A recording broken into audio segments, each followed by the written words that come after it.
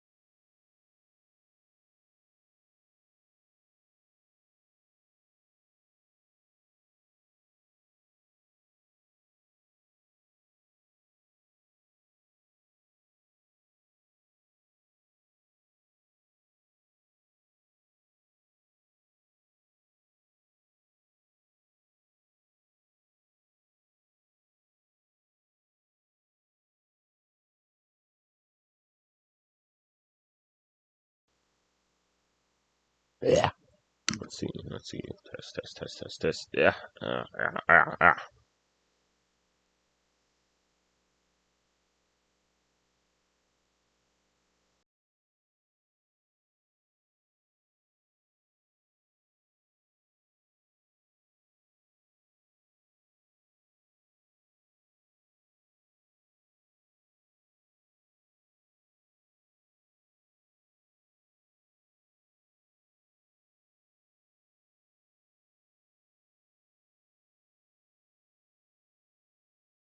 Okay.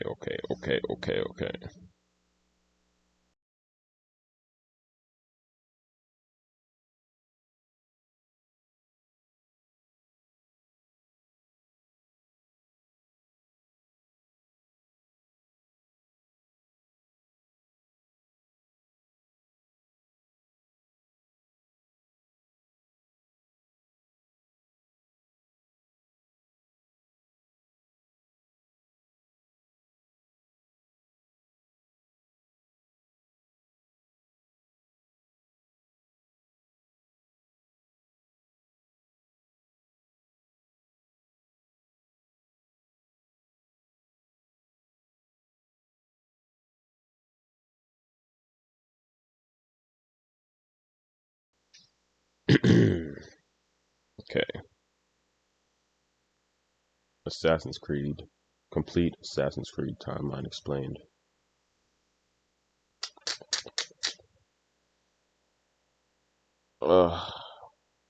It just dropped a new game, so I'm gonna watch the timeline. I never played one of these games. I just watch the timeline so I know what's going on when I play it.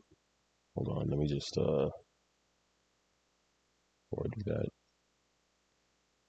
let me lower my face cam.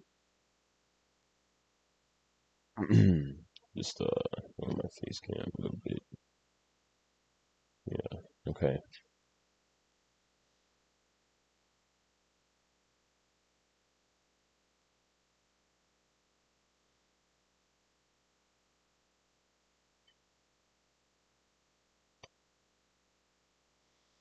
Okay.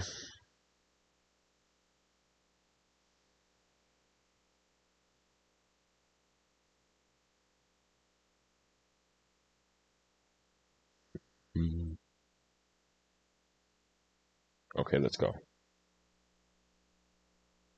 The Assassin's Creed franchise has a huge, sprawling timeline that spans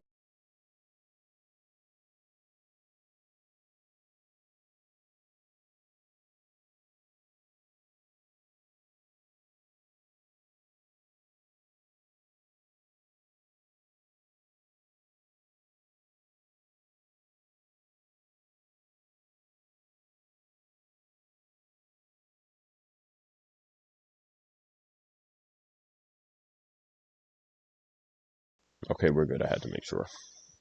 This is a long video, but well over 75,000 years see. and plays out across a whopping 20 plus games and counting. All I know It is truly is Ezio, a bro. colossal All I know is chronology, Ezio. and its epic narrative of an ongoing war between the Assassins and the Templars spans from the ancient Isu era all the way through to the modern day. It's a big, beefy franchise with a wealth of rich lore lurking behind its historical roots. It is? But how exactly does it all tie together? Well, it's a long story that can get quite confusing at times, hence, this video explainer, which is the longest timeline video I've done to date. Just a quick disclaimer up front, I'll largely be sticking to the games and movies in this timeline, but there are obviously a wealth of comics and books that expand the lore and story of the Creed franchise beyond gaming, and I'll be pointing out a few as we go. But without further ado, my name's Adam, and this is the Assassin's Creed timeline fully explained.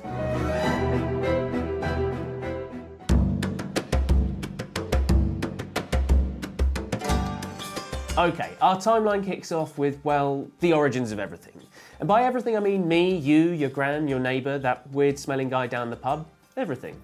You see, the world of Assassin's Creed may be rooted in our very real history, well, most of the time, but its origins stem from a source far different than our own. Wait a minute.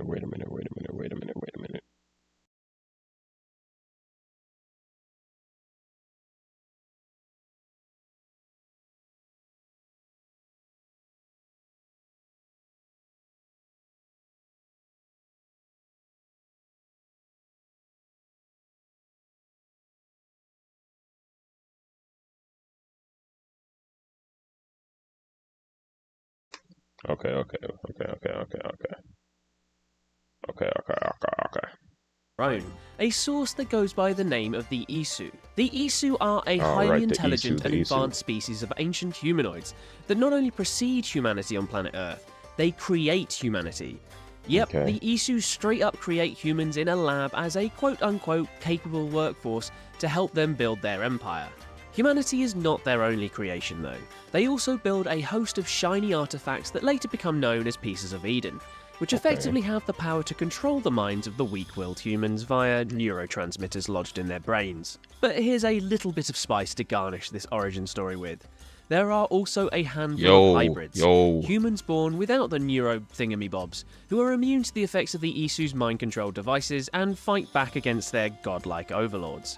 The first 2 humans to instigate a rebellion against the Isu are Adam and Eve. Yep, that Adam and Eve. Okay. Adam and Eve's rebellion kicks off with the pair stealing an apple of Eden, and then evolves into a decade-long war between the humans and their Isu creators. A war that comes to a dramatic end due to something known as the Great Catastrophe. I did not know it was like this. An all-encompassing solar flare effectively brings the Isu-human war to an end by, well, pretty much killing everything and everyone. A small contingent of both humans and Isu survived the apocalyptic event, but with the solar flare having largely destabilised the Earth's environment, the Isu eventually decline in numbers to the point of extinction. The humans, however, survive. Well done us, I guess. But let's backtrack a bit for a second to introduce a few notable members of the Isu race who will come to have quite the impact on this timeline. Firstly, there's the Isu scientist Minerva, who is one of the few to foretell the apocalyptic events that would destroy her species. She locks herself away with her colleagues Juno and Jupiter in a bid to find a way to avert the incoming crisis. I guess not yet. When they exhaust all possible avenues, they set about warning future generations about a second solar flare that's rather specifically scheduled for December 21st, 2012, which we'll get to eventually.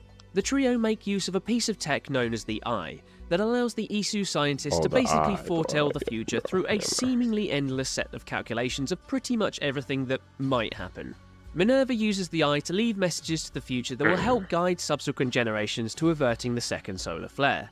Her colleague Juno, however, has more nefarious aims, and she plans to use the Eye as a means to rule the world. Luckily, she's discovered by Minerva and Jupiter and imprisoned for her wrong and behaviour, but not before she's able to tinker with the Eye to allow her to be freed from her imprisonment when it becomes activated, which is a proper Deus Ex Machina if I ever saw one.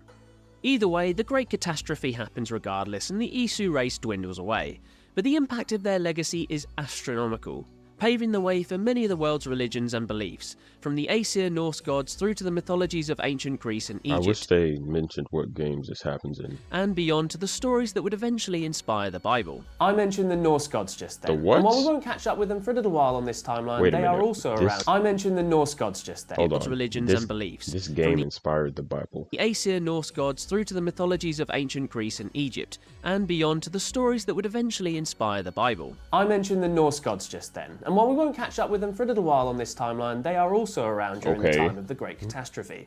Long story short, a host of 7 Aesir gods, among them Thor, Tyr and Freya, upload their DNA into the Life Tree, which will allow them to be reborn as humans further down the timeline. Loki, always one to spoil the party, murders Heimdall, one of the aforementioned 7, and takes his place instead. And beyond the gods, of course, there are the elusive Pieces of Eden, which will become instrumental in the development of the human race, most notably as the core focus within a secret war between 2 opposing organisations, the Templar Order and the Assassin's Brotherhood, a war that would eventually decide the fate of humanity. But we'll get to that in due time. It's a lot more complex than I thought it would be, I'm not gonna lie. Okay, next on the timeline, we travel a cool 70,000 plus years into the future for the birth of a little organisation known as the Order of the Ancients, the predecessors of the franchise perennial bad guys, the Templars. The Order is created in Egypt with the aim of seeking out Isu artifacts like the Pieces of Eden in a bid to control the local population. And this morally corrupt collective soon spreads throughout the lands of Egypt and into Persia, preaching its message of a supremacist society hell-bent on pushing Isu ideals. They're basically a bit like ancient Nazis. Anyway, we time jump again another millennia for the origins of their rivals, the Hidden Ones, which all technically starts with a lad called Darius, wielder of the very first hidden blade. The first blade. And what else would that hidden blade be doing other than assassinating some corrupt monarch or politician? In this very first case of death by hidden blade, Darius uses it to kill King Xerxes I of Persia, who's, yep, you guessed it, working for the Order of the Ancients. He's also a certified wrong'un who's been ruling the lands of Persia as a tyrannical overlord, hence why Darius is so keen to off him.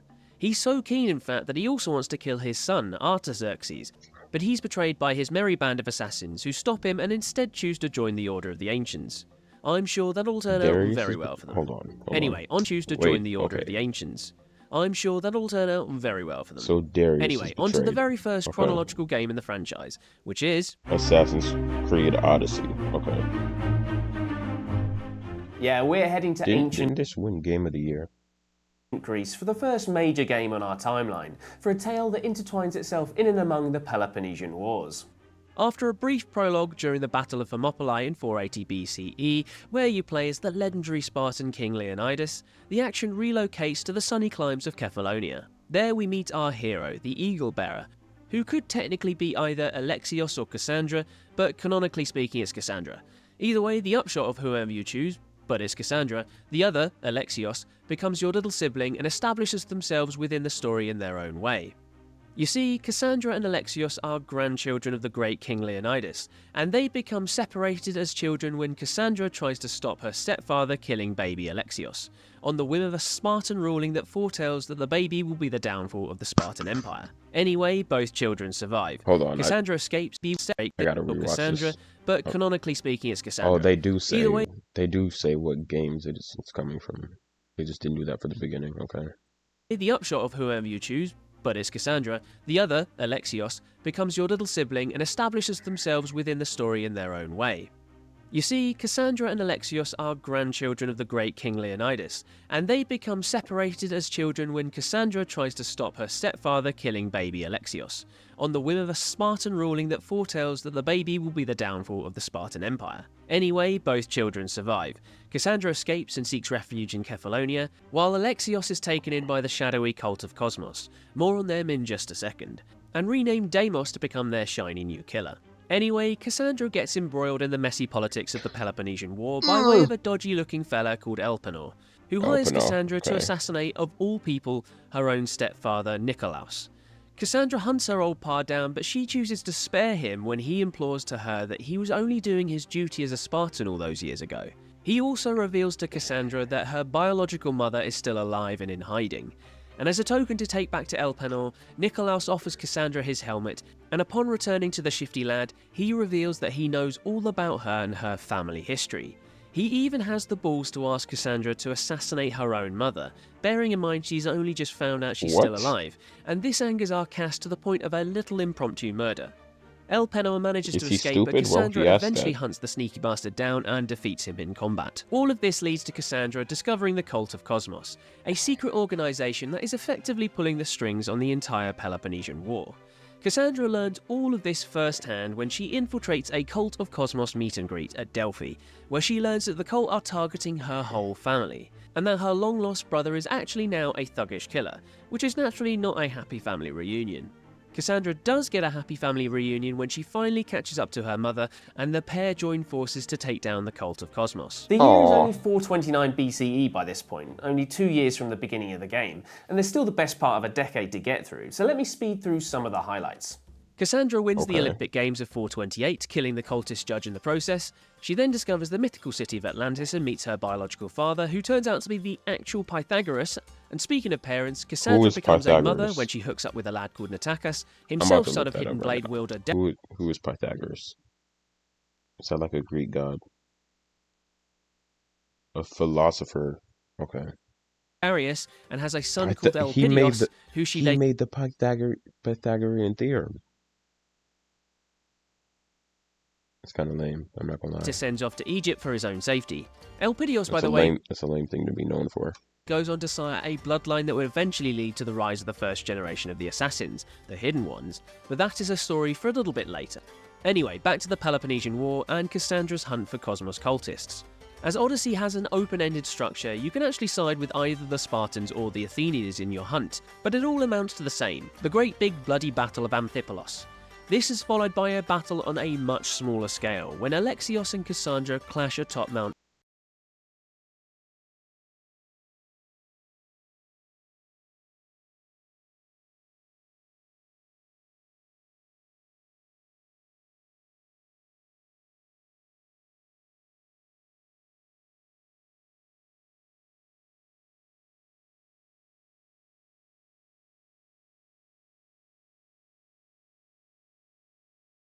Alright, I'm back. Count Tegetos, which eventually results in the death of Alexios. And with all her Cult of Cosmos targets ticked off, Cassandra returns to Delphi to clean up shop, and she does this in spectacular fashion by destroying a pyramid-shaped artifact in the cult's possession. Oh, and lastly, Cassandra inherits the Staff of Hermes from her father Pythagoras, who it turns out is a descendant of the Isu. The staff actually houses the consciousness of a former Isu known as Alethea, who's the partner of Loki, more on her right at the very end of this timeline. As a result of its Isu power, the staff grants immortality to the owner, and as it passes from father to daughter, Pythagoras fades away and gifts/curses Cassandra with eternal life. And if you think we'll be catching up with this feisty warrior further along in this timeline, you would be right. Assassin's Creed Jade. I never heard of this Right, game. from the epic myths of ancient Greece, we now travel to China for the first of 2 visits on this timeline. As of writing, Assassin's Creed Jade has not yet been released, but it fits into the timeline here, as it's set in 3rd century China in the year 215 BCE. You play as an orphan adopted by a master called Wei Yu, and the story takes you on a quest for revenge across the culturally shifting landscape of China at a time when trade links are opening to the west. And that's pretty much all I know at this stage, so let's keep this timeline ticking. I don't even know why he mentioned that. Forwards we march through the annals of time to the dusty deserts of ancient Egypt during the 5th century BCE. Assassin's Creed Origins sees Bayek and his wife Aya, descendant of the aforementioned Elpidios, take centre stage, and they provide the titular origins of the title by forming the Hidden Ones, the Proto-Assassin's Brotherhood. But I'm getting way ahead of myself. Origins kicks off in 49 BCE, when Bayek and his son Khemu are kidnapped by a group of Rongans made up of members of the Order of the Ancients, and taken to an Isu temple. Bayek is forced to open the Isu temple with an Apple of Eden, and in a subsequent escape attempt his son is killed by Bayek's knife at the hands of the Roman general Flavius Metellus. And so begins a revenge-fueled episode of the Assassin Saga, where Bayek and Aya systematically hunt down and kill every last member of the Order of the Ancients that they can find. In the process, Aya gifts Bayek with her ancestor's hidden blade, which leads to the Medjay warrior inadvertently slicing his own finger off mid-assassination, an act that naturally provides the origins to a future assassin tradition. Oh, and naturally, AC Origins gets into the affairs of all of the time period's big-time celebs. So Bayek and Aya become embroiled in the machinations of the legendary Egyptian ruler Cleopatra and the Roman Emperor Julius Caesar, both of whom become prominent members of the Order of the Ancients. Caesar actually gets murdered at the hands of Aya and her band of assassins, but not before setting up the Order of the Ancients for life with his wealth and influence. Naturally, Bayek and Aya take the Order down a few pegs, including taking their vengeance on Flavius for the murder of their son Khemu. And as a result of their horrific dealings with the Order, Bayek and Aya decide to establish the Hidden Ones, as an organisation dedicated to tackling the corrupt spread of their sworn rivals. They end up going their separate ways, with Aya travelling to Rome, where she eventually takes on the new title of Amunet, while Bayek stays on home soil in Egypt. As they part ways on an Egyptian beach, Bayek discards his son's necklace, and when Aya picks it up, she spies a cool new logo for their brotherhood left in the sand. And just like that, another origin. The Hidden Ones is further explored in the DLC story pack, The Hidden Ones, which takes place in 38 BCE and sees Bayek travel to the Sinai Peninsula to take down even more Order bad eggs, which he does. All before the absolutely bonkers Curse of the Pharaohs DLC, which sees Bayek down in Luxor and the Valley of the Kings, where he comes into contact with apparitions of long-deceased Egyptian royalty Nefertiti, Ramesses II, and Tutankhamun. This mad subplot happens to be the workings of another Isu Apple of Eden, an artifact that Bayek eventually secures for the Hidden Ones, and which brings our Egyptian chapter to a close. Mirage, isn't that the newest game? We jump ahead the best part of a millennium for the next game in the timeline, the Baghdad set Assassin's Creed Mirage. I'll try to keep this section relatively short and spoiler-free, as of the time of making this video, Mirage is just about to launch. In short, Mirage lays the groundwork for a pretty important character who'll have quite the impact across several eras of this timeline, the assassin Basim ibn Ishaq. While I'll be going into more detail about Basim and the crucial role he plays in the franchise in the next entry on this timeline, Mirage tells the story of his origins, from humble street thief to the heady heights of the Hidden Ones. Under the tutelage of the husky-voiced Roshan, Basim joins the Hidden Ones and tackles the prominence of the Order of the Ancients in his hometown of Baghdad. And as he hunts down clues to the real identities of the Order's members, Basim gets embroiled in the corruption rife in the stunning round city of Baghdad. from the scholarly halls of the House of Wisdom through to the colourful kiosks of the Kark Bazaar. While Basim's fight is principally against all the Order bad eggs pulling the strings behind the scenes, he's also fighting inner demons too, namely a grotesque genie who haunts him during his sleep. We'll get into the cause of these nightmares in a lot more detail when we learn Basim's real identity in the next game in the series, which is Valhalla. Okay, now we jump a comparatively small amount of time, this is the one 2 with the decades to be Vikings. precise, to the Viking conquest in England during the late 9th century. We're introduced to our new hero, or heroine, Eivor, who's orphaned at a young age when her hometown is sacked by a bad lad called Kjotve the Cruel. As a result, they're taken in by the king of the Raven clan and brought up as one of his own. Years later, they have an ill-fated attempt at vengeance against Kjotve, which only leads to them rescuing Eivor's father's axe. And as soon as they touch it, it reveals a funky vision of the Norse All-Father Odin, who will come to be quite an essential part of the lore of Valhalla. Anyway, Eivor's brother Sigurd returns back to the Raven clan with a few friends, a guy called Hytham and our mate from Mirage, Basim, who helps establish Eivor as a hidden one. This trio of warriors help Eivor finally take vengeance on Kjotve alongside the army of King Harald. And when Harald takes power over Norway, an act that heard angers this game was Sigurd, trash, who hoped to not become gonna lie. king of his father's kingdom, he leads an exodus of Raven Vikings to bonny old England, which actually isn't so bonny at this point in time. Upon arrival, they establish the settlement I of remember when this came Ravensthorpe out. and set about making alliances with the various kingdoms throughout the lands. Meanwhile, Eivor continues to have weird visions of Odin and the Norse gods, and they seek out their local seer, a lass called Valka, who sets them up with a heady herbal cocktail that sends them all the way to Asgard. Well, in their dreams at least.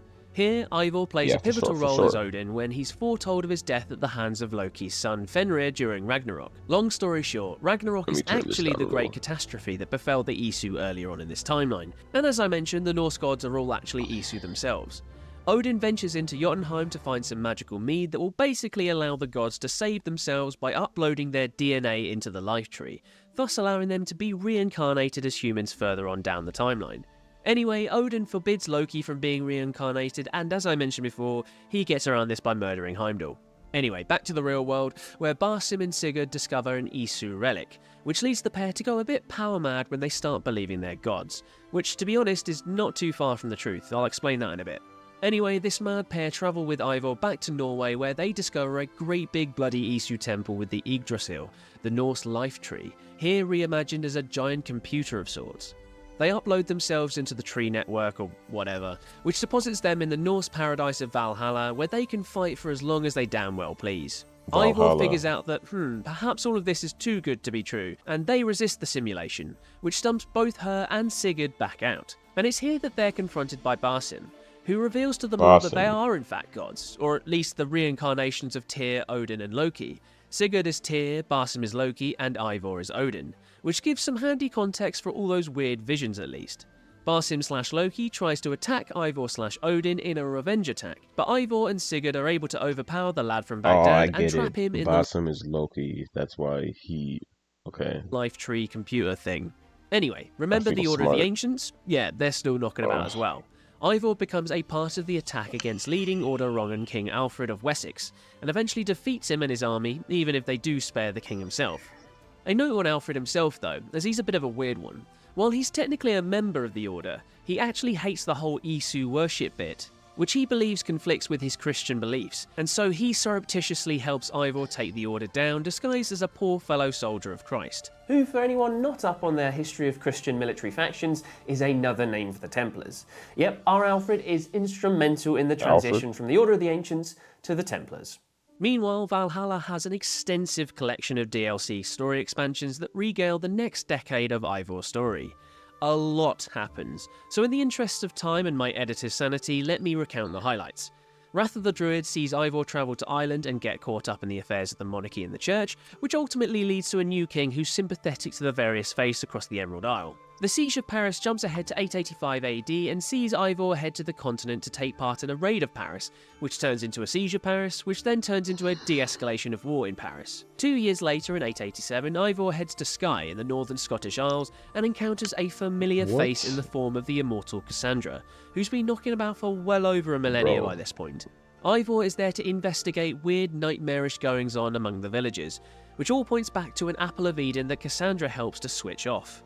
And finally, in the last chapter, Ivor finally comes to the realization that she can no longer hold back the reincarnation of Odin boiling away inside themselves. What? After setting all their affairs in order, Ivor sets sail. I'm confused. Ivor finally comes to the realization that she can no longer hold back the reincarnation of Odin boiling away inside themselves. After setting all their affairs in order, Ivor sets sail for Finland, where she lives out her life talking with the Allfather all about the Norse gods and how they survived the Great Catastrophe, aka Ragnarok. And with that, Valhalla is done. Whew. It's the first game. After the epic narrative of Valhalla, we jump forward 3 centuries to the very first Assassin's Creed game, which takes place during the Crusades in the Middle East and sees Altair Ibn Lahad take centre stage. Just to note that I'm also bundling the handheld prequel Altair's Chronicles and the handheld sequel Bloodlines in this section, otherwise this timeline will start to get out of hand. Altair's Chronicles take place in 1190, a year before the events of the original Assassin's Creed, and sees our central hero tracking down something known as the Chalice, which actually turns out to be a woman, from the Templars. He doesn't succeed. Wait a minute. A quick I note looked away on for the 1 second. What am I looking at right now? Take centre stage. Just to note that I'm also bundling the handheld prequel Altair's Chronicles and the handheld sequel Bloodlines in this section. Okay, I thought that was just Assassin's Creed 1. I was about to say. I looked away for 1 Otherwise, second. this timeline will start to get out of hand. Altair's Chronicles take place in 1190, a year before the events of the original Assassin's Creed, and sees our central hero tracking down something known as the Chalice, which actually turns out to be a woman, from the Templars. He doesn't succeed. A quick note on the Templars and the Assassins at this point in the timeline. Simply put, the Brotherhood of Assassins and the Templar Order have respectively succeeded the Hidden Ones and the Order of the Ancients as the major players in the franchise. And with that, let's jump into the original Assassin's Creed, which takes place in the Holy Lands in the year of 1191 AD. Here we're introduced to many of the elements that will become integral to the ever-expanding narrative of the rest of the franchise, notably the ongoing rivalry between the Assassin and Templar orders. In short, the Assassins fight for peace and freedom in the face of tyranny and corruption, whereas the Templars strive for peace through order and control. We're thrown right into the middle of this dichotomy and into the shoes of Altair, a young, reckless assassin who kicks off the game by royally screwing up a mission to retrieve an Apple of Eden from Templar hands. Due to his arrogance and his disregard for the 3 tenets of the Assassin's Creed, the mission is very nearly a failure. Returning to the Assassin's base of operations in Masyaf, Altair is immediately demoted by his superior, a lad called Al-Mualim, in order to regain his honour and position within the Brotherhood by taking out 9 targets across the Holy Lands. And so Altair heads across Jerusalem and Damascus, assassinating left, right and centre. And as he does so, he becomes less reckless and more clued up to the wider picture. The wider picture being that all of his targets are Templars looking for the apple themselves. This leads him to question his master's motives, and his worst fears are confirmed when his final target, Robert de Sabler, tells him that the real antagonist at the heart of the game is in fact Al-Mualim. Anyway, Altair comes in from the cold, metaphorically speaking, and confronts and assassinates his old mentor who's been using the Apple of Eden all along to control his followers. Altair gets his hands on the apple, which reveals a mind-blowing wealth of information all about an ancient race known as those who came before, or the Isu to you and me following this timeline chronologically. Altair then tries to destroy the artifact but instead activates it, which shows him the locations of countless other Isu pieces of Eden all across the world. In the wake of Al-Mualim's death, Altair rises to the rank of Mentor of the Levantine Brotherhood, and here's tell of Templar activity on the island of Cyprus, which is the core location for the handheld adventure Assassin's Creed Bloodlines. Here, Altair confronts and kills the new Grandmaster of the Templars, a lad called Armand Bouchard, and finds himself a Templar wife called Maria Thorpe, who falls in love with the wise old eagle and renounces her wrong ways. Aww.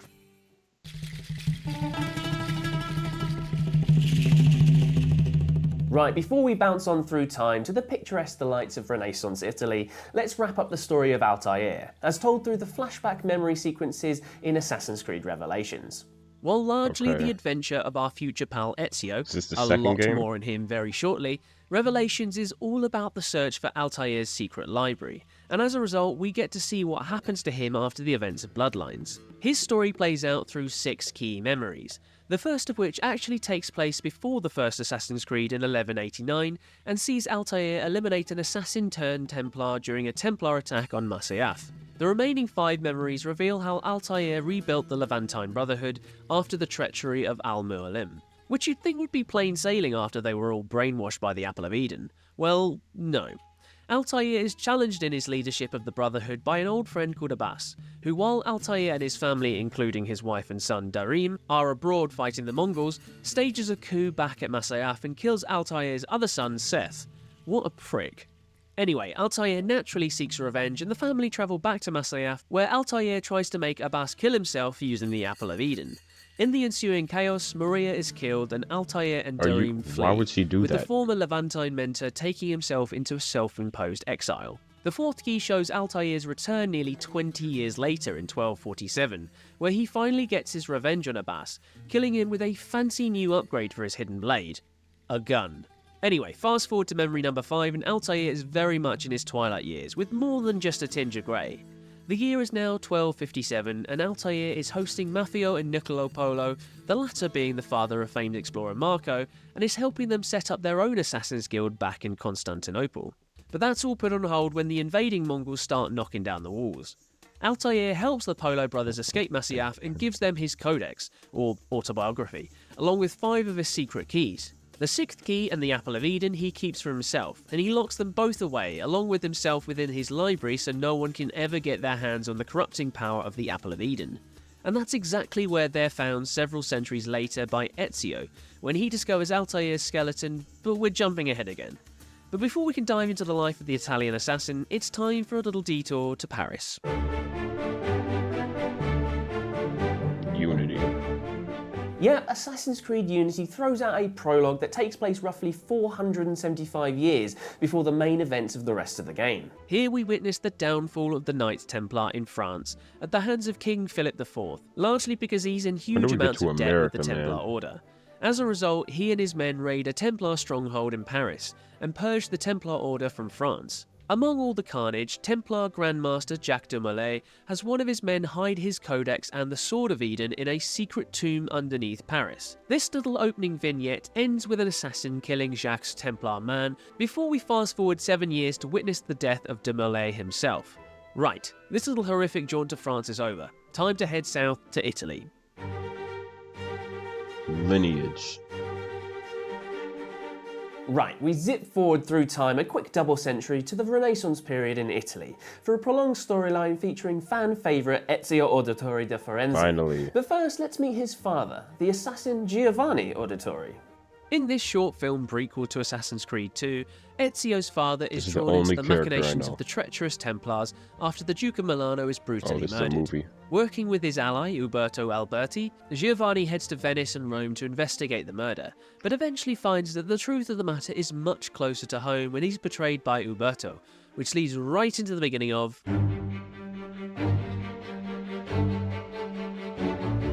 Assassin's Creed 2, the start of a new chapter for the franchise and the first in a trilogy of games starring Ezio, kicks off in 1459 with the birth of our central hero, before zapping through time to 1476 and right into the thick of the action of Lineage. After witnessing the execution of his father and 2 brothers by Uberto Alberti on the grounds of treason, Ezio dons his father's assassin garb to take revenge on the scheming bastard that framed his family. Once Uberto is disposed of, Ezio heads with his remaining family to their ancestral home in the country, the fortified township of Monteregione, which is just an incredibly fun word to say. Anyway, there he meets his uncle, It's a me, Mario! Who reveals to Ezio his father's double life as an assassin, and the truth behind his execution, that he had actually uncovered a secret Templar conspiracy that implicated the great and good of the Italian upper classes. And so Ezio spends the next 8 or so years training up as an assassin and fighting the corruption of the Templars all across Italy. This crusade takes him from the streets of Florence to the canals of Venice, via the Leaning Tower of Pisa, all the classic Italian tourist spots, as he assassinates Templars left, right and centre. On his merry warpath, Ezio teams up with the one and only Leonardo da Vinci, who acts as a queue of sorts to Ezio's 007, building our hero a range of gadgets, from the handy hidden blade to da Vinci's very own flying machine. All of this death and destruction eventually leads Ezio to finding the identity of the Grand Master Templar, Rodrigo Borgia, who has been pulling the strings on all Templar activity in a bid to find the Apple of Eden and become, for all intents and purposes, a god. Anyway, Ezio and Borgia come to blows, and Ezio is able to steal the apple from the Templars' control. Impressed by his work against the Templars, the assassins finally induct Ezio into their ranks, believing him to be the one to lead them in the fight against the Templars.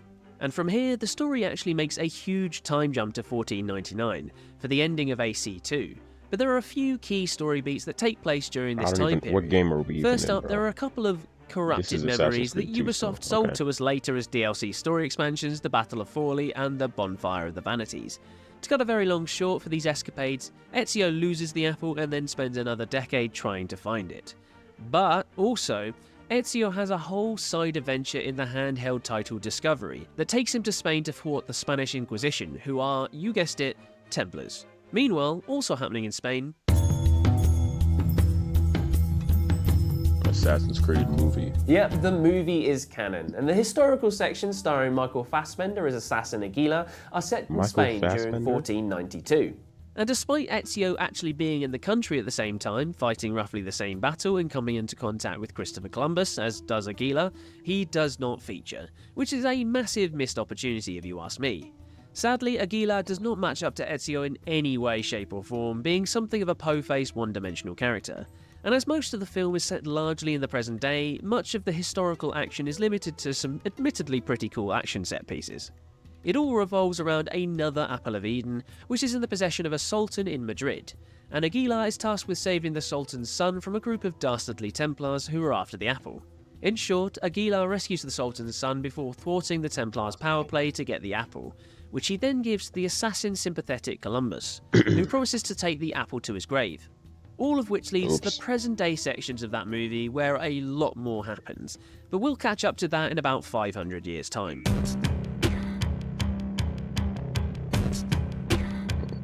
Okay, back to the ending of Assassin's Creed 2, which as I mentioned earlier takes place 11 years after the bulk of the main game, in the year 1499. After analysing the apple, the assassins discover that there is a hidden vault beneath the Vatican, and it just so happens that all-round bad egg Rodrigo Borgia is now the Pope. Anyway, Ezio infiltrates the Vatican, apple in hand, and has one last crack at Borgia, who's armed with the papal staff, which is itself also a piece of Eden. Ezio is able to overpower Borgia, but ultimately spares his life due to his belief that his lust for vengeance won't bring his family back.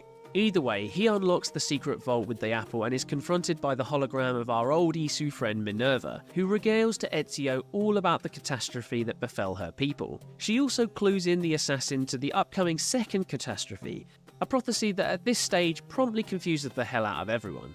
And with that, Assassin's Creed 2 comes to a close. Brotherhood. Next up, we've got the second game in the Ezio trilogy, Brotherhood, which pretty much picks up the action immediately after the events of Assassin's Creed 2. Yep, Brotherhood sees Ezio leave Rome and head back to Monteriggioni, where he regales the story of what he saw. Is Minerva, Ezio the only character catastrophe, that got and more than one game? to the assassins, including their Italian leader Niccolo Machiavelli, who's a bit miffed that Ezio spared Rodrigo Borgia's life. To be fair, Machiavelli has a point as Monteriggioni is attacked the very next day by Borgia's absolutely rotten egg of a son, Cesare. Cesare kills It's-A-Me and Mario and steals the Apple of Eden back, but the injured Ezio manages to escape the carnage. Relocating to Rome, Ezio reconnects with Machiavelli and sets about rebuilding the Brotherhood of Assassins. Oh, and he's come back round on revenge as well, seeking to absolutely decimate the Borgia family in the process. And so that's just exactly what Ezio does across the next 3 years, methodically dismantling the Borgia's empire of evil across Rome and the surrounding area. Cesare actually helps him out on that front as well by eliminating his own father with a poisoned apple. How symbolic. To be absolutely fair, Rodrigo was trying to kill his son with the very same apple, fearing his son's evil tendencies, but absolutely biffs it in the end. Anyway, good riddance. Meanwhile, Ezio, in and among all his anti-Templar activity, locates the Apple of Eden and uses its power to tackle the Borgia problem once and for all, resulting in Cesare's arrest.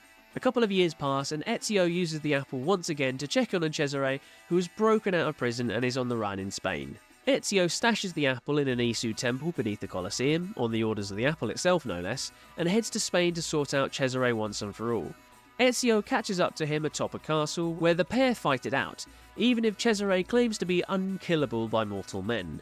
A quick drop off the side of the castle saws that mad idea right out, and Ezio saunters off back to Italy. Job done. Revelations. 4 years later, and we reach the Ezio-era events of Assassin's Creed Revelations, which sees the Italian assassin travel to Constantinople in search of Altair's secret library. As I've already regaled the Altair memories from Revelations earlier on in this video, I'll stick largely to Ezio sections here. As he's in his early 50s by the time of Revelations, Ezio is an older, wiser assassin who's looking to expand the horizons of the Brotherhood through knowledge and technology. To this end, he follows advice and directions from one of his father's letters that tells about Altair's secret library within the fortress at Masyaf. And so Ezio hightails it over to the Middle East in search of the library.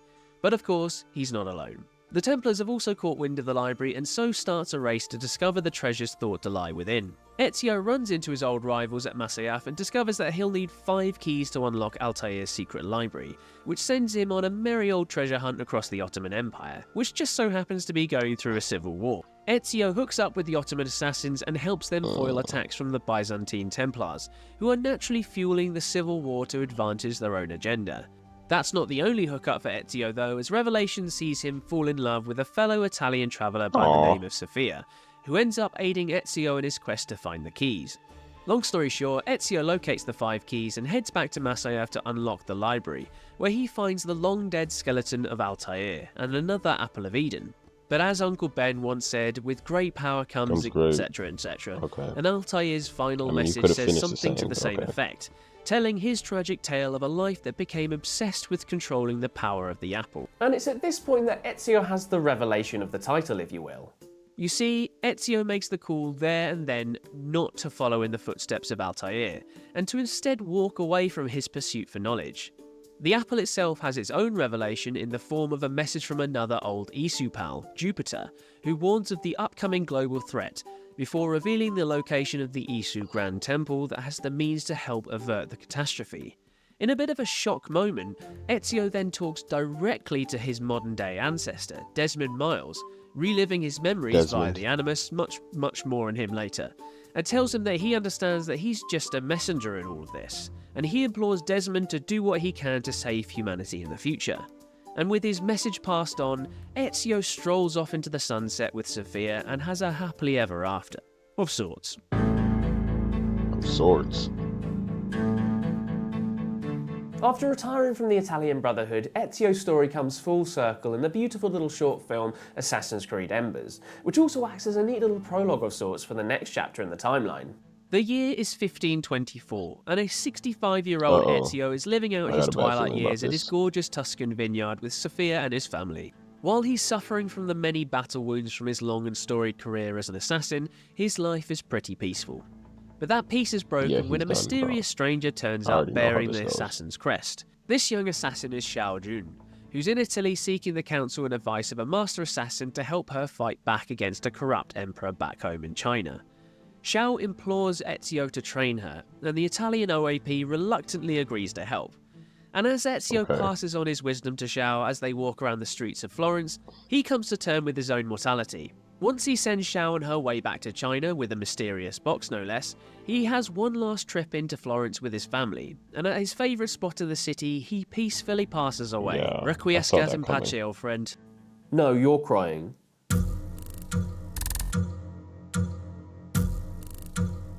And with Ezio and Altair's stories both now complete, we enter a new phase for the franchise. And our next entry in the timeline is the first in the Chronicles sub-series, which takes us back to China for the continuation of the story of Xiao Jun. After a long journey home, Xiao sets about tackling the corruption taking a hold in her homeland, which amounts to a group of Templars known as the Eight Tigers. To get to her first target, Xiao gets herself arrested and has to hand over her mysterious box, which turns out to be a mysterious precursor box. This box will prove to be important, especially across the Chronicles sub-series, so don't forget about it. Anyway, across the next 6 odd years, Xiao systematically eliminates the Eight Tigers and sets about rebuilding the Assassin's Brotherhood in China. The precursor box eventually goes missing, but Xiao decides not to go looking for it, instead opting to stay at home and put her focus into rebuilding the Brotherhood. And in an epilogue of sorts that takes place decades later in 1567, an elderly Xiao plots the assassination of the Chinese Zhejiang emperor, a feat that she manages via a false elixir of life laced with mercury. Black Flag.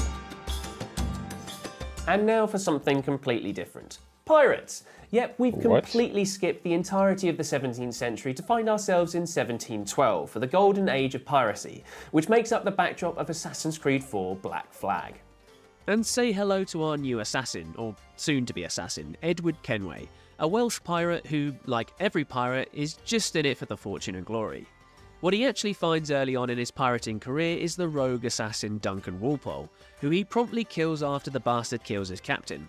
Naturally, Eddie Boy senses an opportunity for gain, and he assumes the late assassin's identity and takes his place at a secret meeting of Templars at Havana, Cuba. There he uncovers a Templar plot to locate a secret precursor location, simply known as the Observatory, which basically houses a handy piece of tech that will allow them to spy on anyone in the world.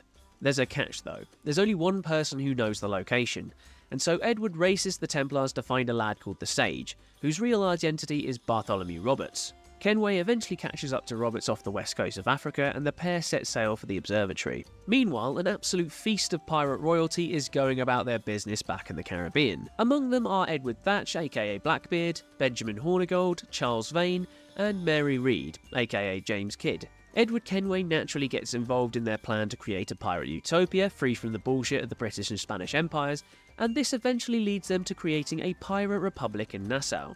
It is not a happy ending for the utopia though, as it turns out that pirates are actually really crap at running a society. The Templars naturally take advantage of the situation, and the pirate founders are all scattered. What is going on? Hornigold defects to the Templars, Vane goes insane, which is a nice little rhyme, and Blackbeard is killed at the hands of the British. Anyway, back to the observatory. Kenway and Roberts eventually locate it and secure the precursor artifact powering the place, only for, surprise surprise, Roberts to double-cross Kenway and leave him for dead trapped in the observatory. Kenway escapes and, demoralised by all the crap that's happened to him across the last decade, decides to join the Assassin Brotherhood for real. And from here, he sets about putting everything to rights again.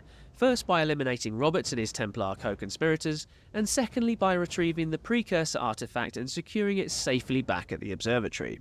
And with word about the death of his wife back in Blighty, from his daughter no less, Edward decides to put his life of piracy behind him and head back home. Thankfully, he also gets a pardon from the British government for all his crimes, and he sets up shop at the British Brotherhood of Assassins to live out his life with his family, which also includes his son, Haytham Kenway, a man that we'll come to know quite well in the next few chapters of this timeline. Freedom Cry. Next up on our timeline is the tale of Adewale, who was Edward Kenway's quartermaster in Black Flag before he decided to join the West Indies Brotherhood of Assassins. While he also played a prominent role in Black Flag, Freedom Cry tells an important chapter in the story of his life. The year is 1735 and Adewale is leading an attack against the Templars in the West Indies, but ultimately the weather wins out and a violent storm leaves Adewale washed up on a beach near the city of Port-au-Prince. From there he meets with a local brothel owner, Bastien, who's in league with the Templars, but who's actually working for the Maroons, an organisation based on the real-world equivalent group of freed slaves that fought against the slave trade in the Caribbean. Adewale joins their cause and begins disrupting the slave trade across the Caribbean, and this brings him into the path of Pierre de Fayet, who's a real piece of work. Long story short, Adewale ventures to de Fayet's residence and assassinates the racist scumbag. While at de Fayet's mansion, Adewale finds another precursor box and leaves it with Bastien, before setting sail to rejoin the assassins. Okay, Rogue. Now we arrive at Assassin's Creed Rogue, which is a unique game in the franchise as it lets you play as a Templar for the majority of the game. I'm assuming that was largely DLC. Taking place between 1752 and 1760, but also with an epilogue that takes place in 1776, Rogue is an essential cog in the timeline that actually glues many disparate parts of the chronology together. Throughout its narrative, it has links and ties to Black Flag, AC3 and Liberation, Freedom Cry, and even to Unity in its very closing moments. You play as Shay Cormac, a young and reckless assassin who becomes disillusioned with the Brotherhood when he's sent on a mission to retrieve a precursor artifact from Lisbon. Upon touching the artifact, it triggers a catastrophic event, which goes down as the 1755 earthquake of Lisbon, an actual real-life tragedy that is here given a bizarre sci-fi spin.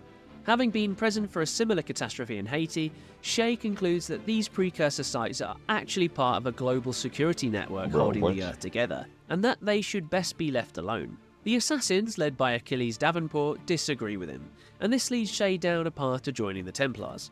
And so across the next 5 years, Shay teams up with the Templar cause and assassinates all of his old brotherhood, including Adewale. For the latter half of this murder spree, Shay is joined by Haytham Kenway, who is also a member of the Templars. A quick side note, but the first couple of sequences of Assassin's Creed 3 also take place concurrently with Rogue, establishing Haytham as a Templar in the wake of his assassin father Edward passing away when he was a young lad.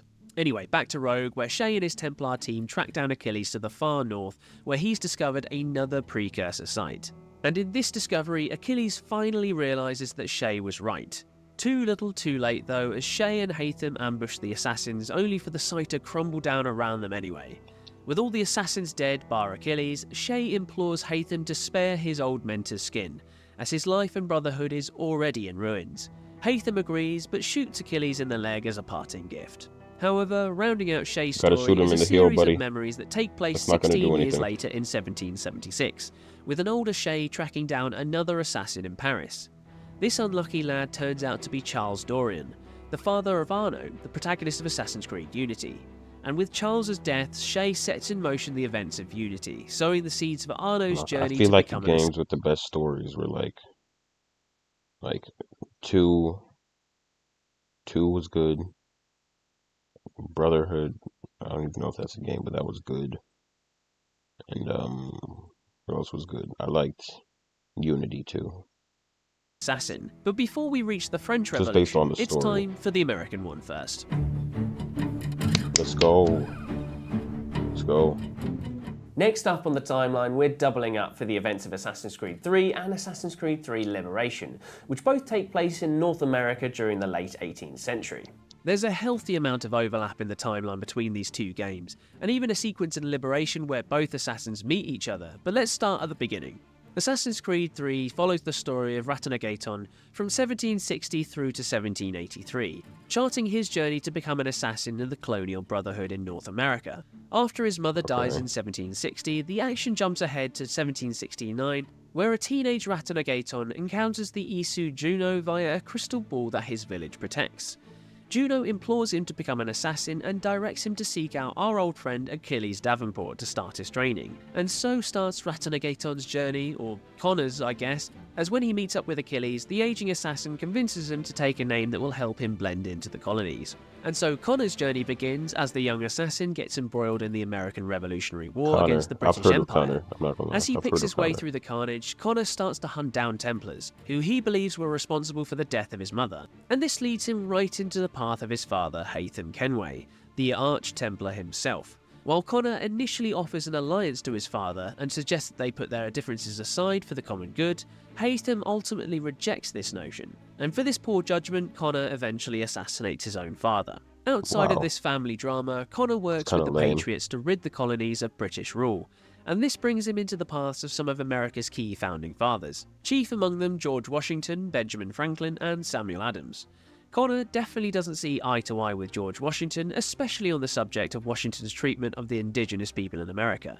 But regardless, Connor works with the Revolution to fight the British Empire and the Templar control behind it, most notably by assassinating another Templar rotten egg in the form of Charles Lee. And Connor's story eventually comes to a close in 1783 when he laments about the small impact he has had on the colonies. While he has saved countless lives and fought Templar corruption on many fronts, he regrets how he has failed his people, who are still largely oppressed.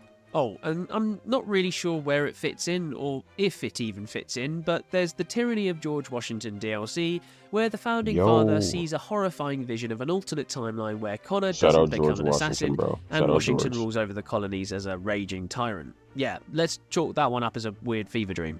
Meanwhile, we rewind time back to the year 1765 for the story of Connor's contemporary, the assassin Aveline de Grandpré, whose story unfolds among the backdrop of the Louisiana Bayou. Born into a life of privilege to a wealthy French father and an African slave mother, Aveline grows up leading a double life. She lives as part of the social elite in New Orleans, but has dedicated her life to fighting the oppressions she witnesses around her, especially at the hands of the Templars. She's kind of like an 18th century Batman, if Batman wore a corset. Anyway, her story takes place from 1765 all the way through to 1784, where she appears in the DLC mission for Black Flag. Living in a mansion with her father and stepmother after her real mother's mysterious disappearance, Aveline discovers a Templar conspiracy to control the Spanish state of Louisiana. As a result of this, Aveline starts assassinating high-ranking Templars under the order of her mentor, Agate, which eventually leads her to discovering a Templar dig site on the Yucatan Peninsula in Mexico. Against Agate's wishes, Aveline travels to the dig site and uncovers a precursor temple that has been excavated by the Templars on the orders of a mysterious company man. Oh, and she also finds her long-lost mother, who is afraid that Aveline is there to kill her for stealing an assassin artifact. Anyway, Aveline heads off in search of the mysterious company man, a search that takes her back to New Orleans and then eventually north to New York, where she meets Connor. Her search eventually leads her back to her own home, as it's revealed that the person she's been looking for is in fact her wicked stepmother. Her stepmom reveals that she's been grooming Aveline to become a Templar, and she offers her a final test, which is the assassination of Agate. Aveline meets Agate to warn him, and her mentor flips out, believing that he has failed with Aveline, and he kills himself, which isn't exactly helping anyone, except I guess the evil stepmom. Either way, liberation comes to a close, with Aveline pretending to go along with her stepmother's plans before springing a trap and killing her and all her Templar mates. Unity again? Okay, from the American to the French Revolution now, as you travel back across the Atlantic for the story of Arnaud Dorian, who we last caught a glimpse of during the events of Assassin's Creed Rogue. After a brief reminder of the death of his father Charles in 1776, the story jumps forward to the year 1789, where we meet the 21-year-old heartbreaker Arnaud. Orphaned by his father's murder, Arnaud is taken in by an old lad called Francois de la Serre, who just so happens to be the Grand Master of the French Templars. When Arnaud is framed for de la Serre's murder, he's thrown into the Bastille jail, where he meets a fellow inmate called Pierre Belloc, who also just so happens to be a member of the Assassin's Brotherhood. Pierre invites Arnaud to join the Assassins, and the pair escape during the infamous storming of the Bastille that took place when revolutionaries attempted to seize the iconic fortress. Back out in the open, Arnaud gets embroiled in the war between the French assassins and Templars, and is also caught between his loyalty with his old family, including de la Serre's daughter Elise, and his loyalty with his new brotherhood. Arnaud's investigations into the Templars leads him into the path of Francois Thomas Germain, who has orchestrated the death of de la Serre in order to purge the Templar Order of its members who had forgotten the teachings of Jacques de Molay. Yeah, him from that 14th century prologue. Anyway, while all of this Templar infighting is happening, the small matter of the French Revolution is in full swing, with Arnaud coming into contact with French historical celebs like Napoleon Bonaparte and King Louis XVI, the latter of whom is executed at the guillotine. During Louis's execution, Arnaud and Elise attempt to assassinate Francois but fail, and Arnaud lets him escape, resulting in him being expelled from the Assassin's Order. Arnaud goes into a downward spiral, and Elise has to coax him back to Paris as the city tears itself apart during the Reign of Terror. Anyway, unity all comes to a head, no pun intended, when Arnaud finally confronts and assassinates Francoise at a secret Templar crypt beneath Paris. During this climactic battle, Francoise wields the Sword of Eden, which explodes in his hands and kills Elise, and pretty much also finishes Francoise off. Arnaud helps with the last bit though, and in a sequence that takes place years later, he recovers the remains of his Templar rival and buries them within the catacombs of Paris. Okay. Chronicles again. India this time. Okay, our next port of call on the timeline is 19th century India, where we meet assassin Arbaz Mir, who's actually introduced in the prequel comic Assassin's Creed Brahman. In 1841, Arbaz comes up against the British Templars trying to take advantage of the delicate political situation in India as a result of the Anglo-Sikh Wars. In his fight against the Templars, Arbaz comes into conflict with William Henry Sleeman, which is the most dastardly British name I've ever heard, in a bid to secure a precursor artifact known as the Koh-i-Noor Diamond. The Templars also have the precursor box in their possession, and they use both of these to gain entry into a precursor temple that reveals even more precursor sites around the world. One of these sites is in Afghanistan, and so the race takes both Arbaz and the Templars there before the former is captured by the latter and sent to a prison in Punjab, Pakistan. Naturally, this doesn't hold the assassin for long, and to cut a long story short, Arbaz travels back to India and secures the Koh-i-Noor Diamond before Sleeman gets his comeuppance. The precursor box remains in Templar control though, but the Koh-i-Noor Diamond is handed by Arbaz to his assassin friend and colleague, a British lad called Ethan Fry, who's the father of a pair of assassins we're about to meet. Syndicate. bro. There's a lot of games. There's a lot of Okay, games. we're back in Britain for the first time in about a millennia, and it is very different to the last time we visited. A far cry from the divided kingdoms of Assassin's Creed Valhalla, England in the 19th century is in the midst of the Industrial Revolution. Syndicate sees the player take up the dual roles of Jacob and Evie Fry, twins that have been brought up as part of the Assassin's Brotherhood. With London reeling under the control of Templar Big Bad Crawford Starrick, the twins rock up to get the city back on track. While they have a difference in opinion on how exactly to get the job done, they both combine to create a new gang called the Rooks, which will help them unify the criminal underbelly of London against the Templars.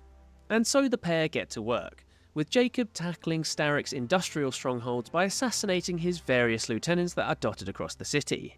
Evie, meanwhile, works with another member of the Assassins called Henry Green, aka Jayadeep Mir, who's the son of Arbaz Mir from our previous entry on the timeline, to locate an Isu artifact known as the Shroud of Eden.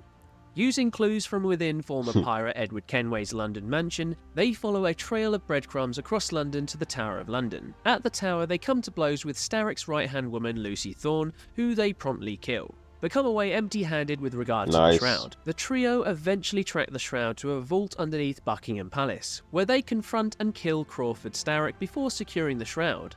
And for their efforts, they are all knighted by Queen Victoria herself. But old Queen Vic isn't the only historical celeb the Fry twins bump into, oh no.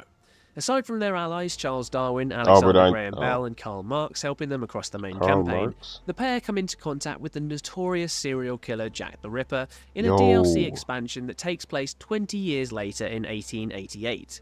Here, the infamous murderer is a former member of the Fry's gang, who has been murdering female assassins in a reign of terror to get back at his old gang leaders. He's also kidnapped Jacob, which leaves Evie to investigate the grisly goings-on, which results in her killing the Ripper and freeing her brother.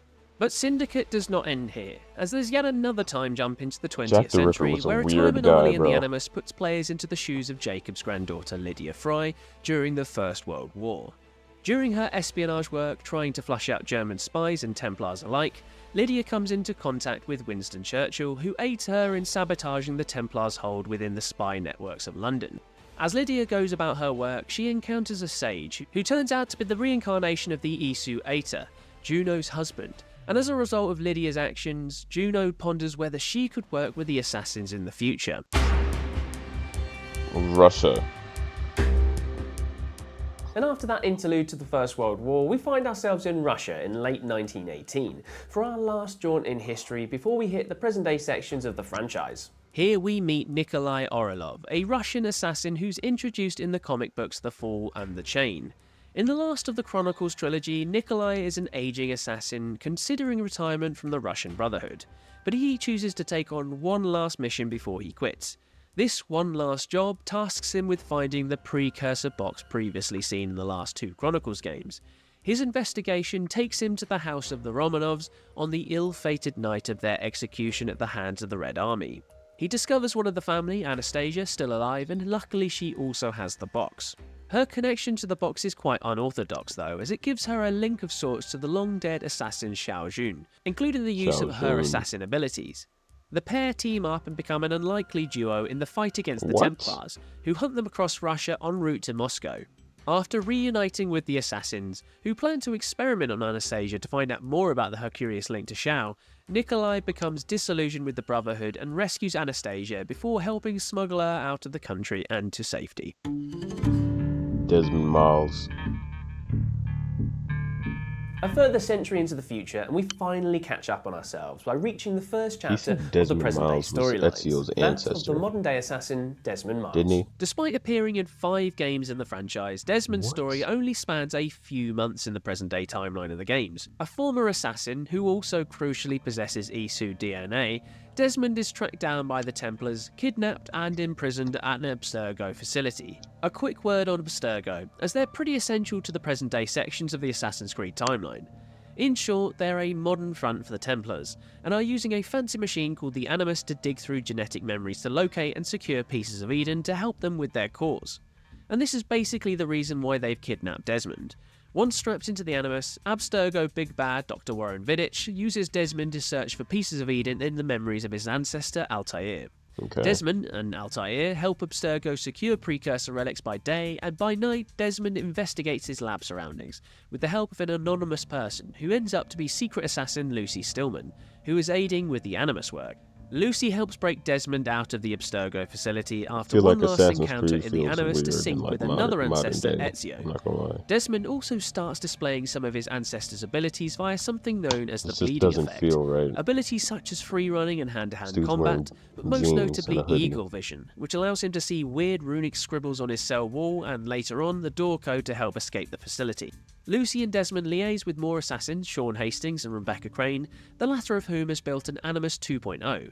which allows Desmond to relive the memories of Ezio and locate more pieces of Eden underneath the Vatican. The team travel to the vault and secure the pieces of Eden, but are confronted by a hologram of the Isu Minerva, who regales her race's destruction at the hands of the Great Catastrophe, before offering a warning of an upcoming similar devastation.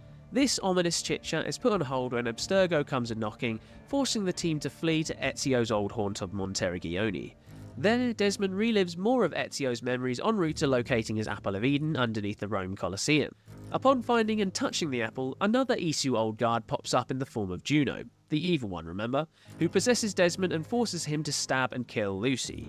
This act prompts Desmond to go into shock, and Rebecca and Sean take his unconscious body to his father, William Miles, who puts him back in the Animus in a comatose state. Within the Animus, Desmond enters something known as the Black Room, a lobby of sorts for his digital consciousness. What game There even he is meets this? Subject 16, who helps doesn't even Desmond say what game regain this consciousness is. and eventually sacrifices himself to save Desmond from being deleted by the Animus.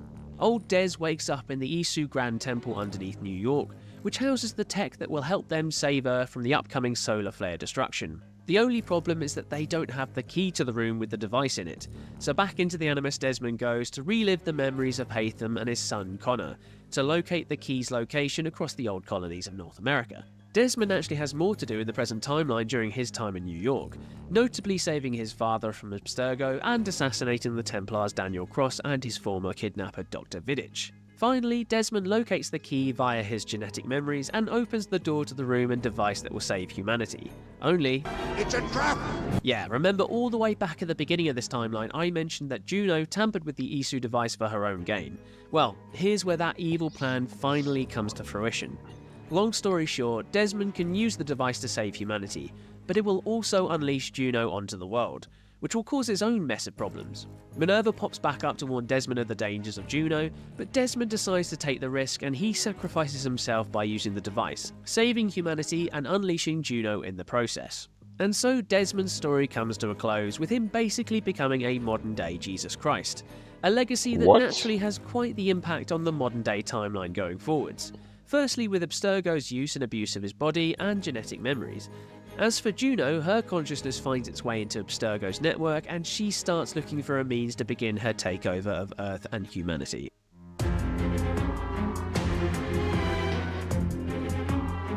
After Desmond's story comes to a close, the present-day sections of the next few releases follow a different path, putting you into the first-person perspective of a series of employees working for the incredibly meta Abstergo Entertainment.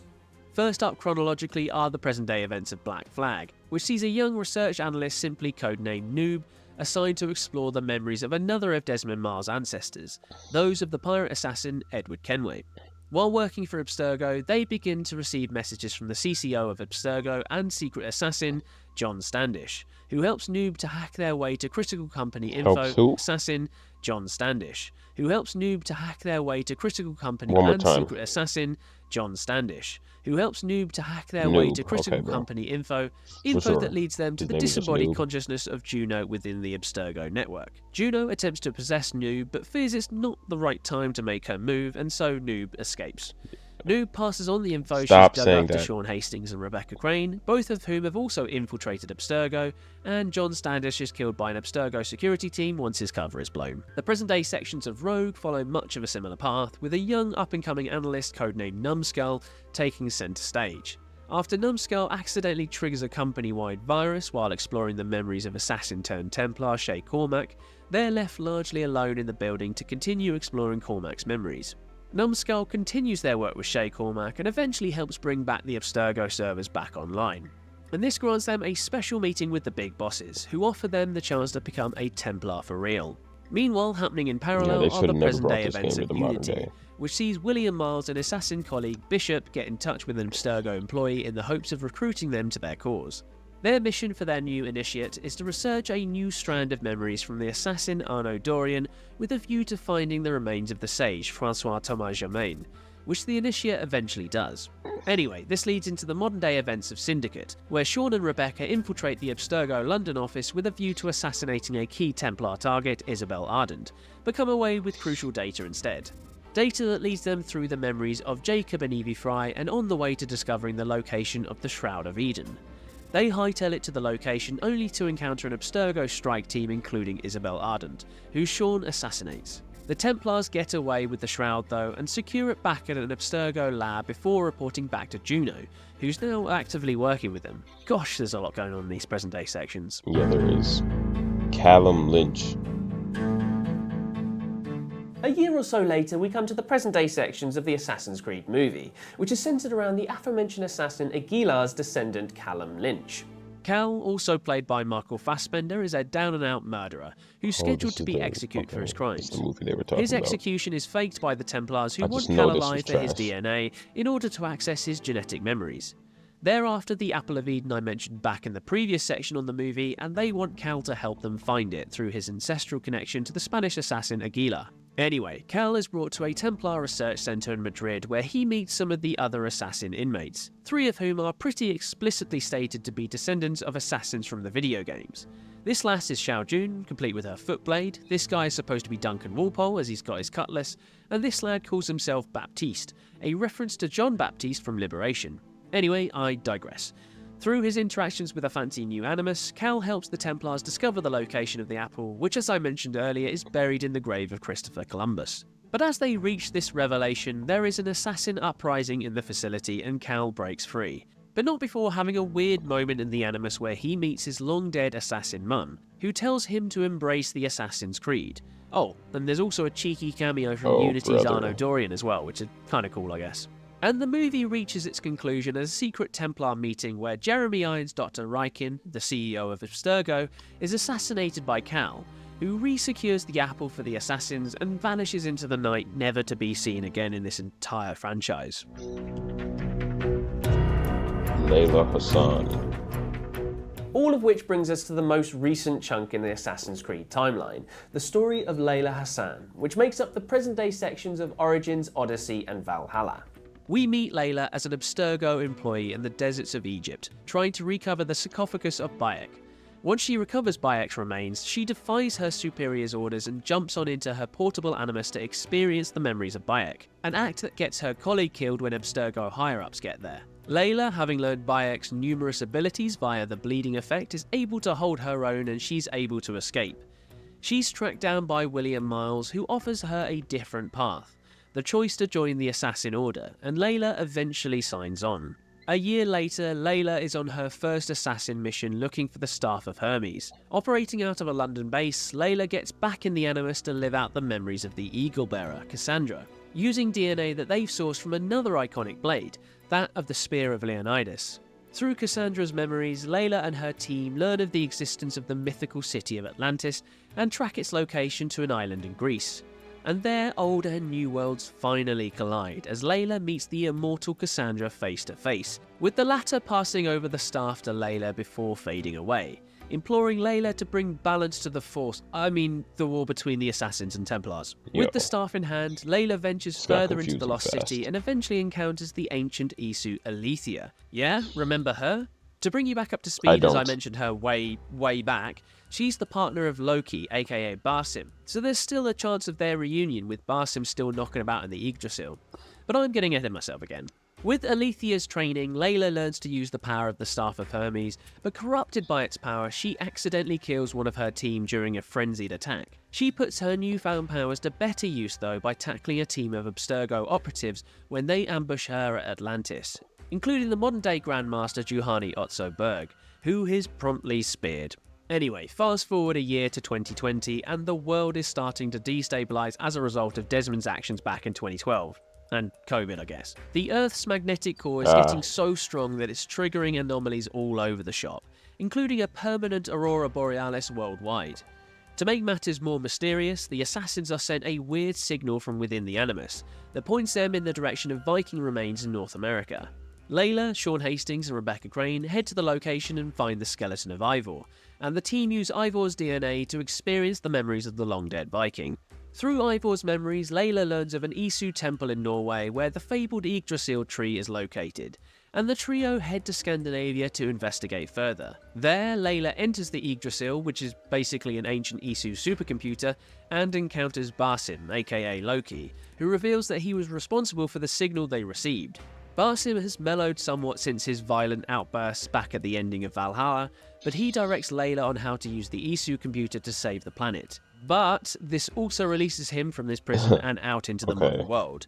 And with Alethea also in the vicinity as part of the Staff of Hermes, these star-crossed lovers finally get a reunion several millennia in the making.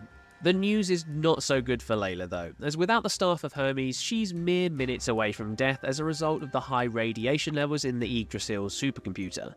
But within the computer, she encounters a mysterious presence calling themselves the Reader, who only bloody turns out to be our old friend Desmond Miles. Still do not get you see, what it game turns this out is that in. after his death, Abstergo uploaded his DNA into their cloud, bringing Desmond's consciousness into a place known as the Grey, which is where Layla now finds herself. And with death awaiting her back in the real world, Layla decides to stay in the Grey with Desmond, working together as a team to help prevent worldwide devastation for future generations. Barsim, meanwhile, meets up with Sean and Rebecca and later with William Miles, and they all agree to work together to strengthen the Assassin Order. But there's just one caveat. William asks Barsim for a sample of DNA that will allow them to experience his genetic memories and I guess vet him. You know, just in case they're dealing with a mad trickster god or something. And that is the colossal Assassin's Creed timeline fully explained. This is the longest timeline That- video I've made and was a That actually, like, that kind of hurt my head at the end. I did not know what was going on. That was a good video though. There's just a lot of games, that's the thing. That really got me, I'm not gonna lie. I was with it until like right here when he started getting to the new stuff.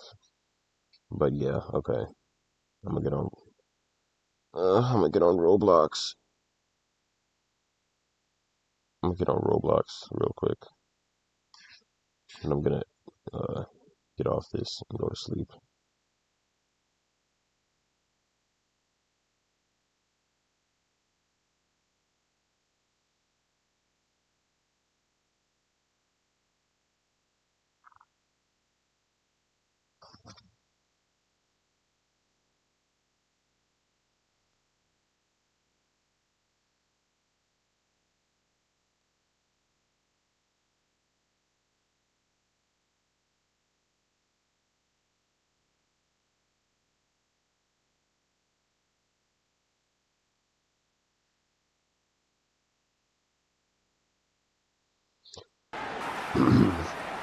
Okay.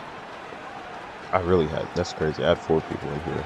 That's the most I've had so far on the stream.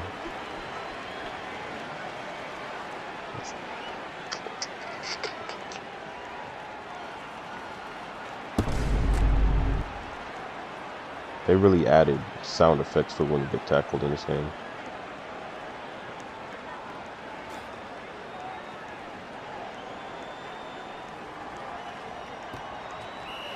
This QB is terrible. This is so chill, bro. It's chill vibes. Yo. This is so... Yo, okay, bro. Hold on. We just go boom, boom. Nice.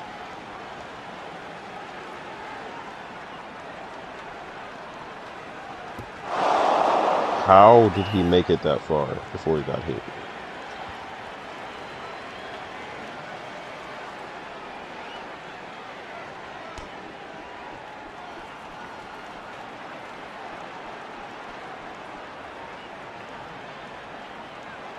Let's go defense. Okay. Is my stream laggy? Hold on. Might be.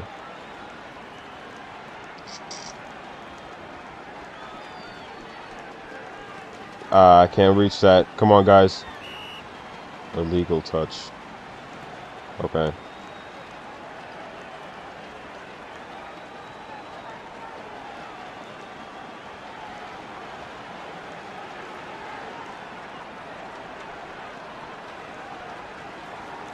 Oh, that's mine. That's mine.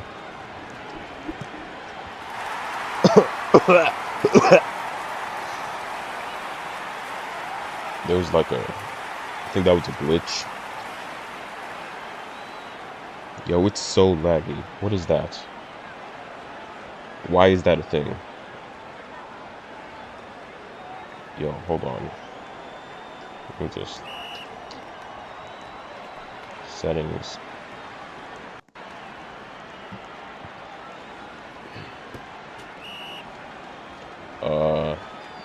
Graphics quality.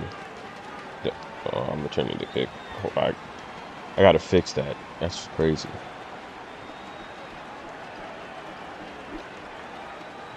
Block, block.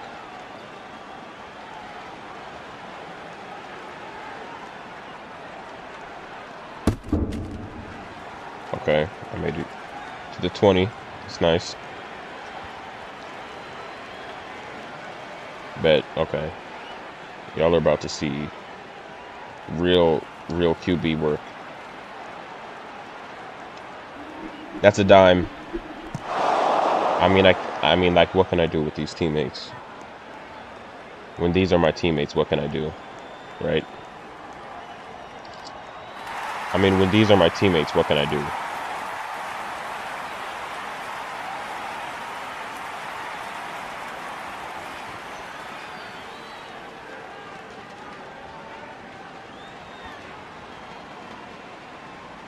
I'm gonna actually, hold on, I'm gonna record this. Just in case I wanna, upload it or something.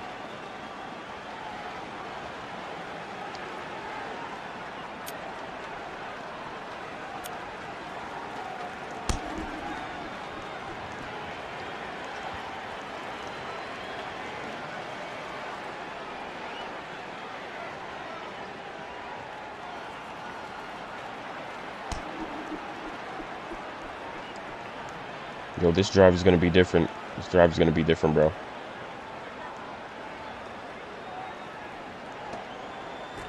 This drive is gonna be different. Don't worry, team. I got y'all. I got y'all. I got y'all. Yo. Oh. That's a dime. Yo, like, what can I do, bro? What can I do? I'm throwing dimes. That's a dime. Catch that. It went right. It went right behind. It went right behind him.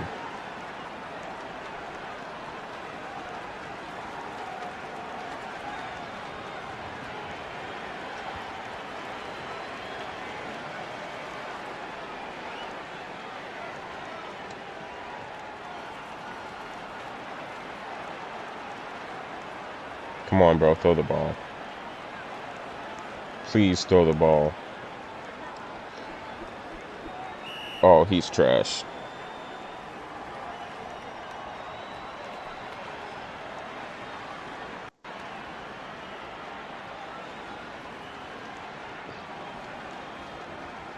Come on. Come on. Come on. Throw the ball. Oh, this is clamps. This is clamps. Literally double clamps. I'm clamping 2 people at once. Yo, stop cherry picking. Yep. Bet. Okay. Now y'all are about to see real QB work, bro. Watch what I do here, bro. Let's go. Watch what I do here. Okay.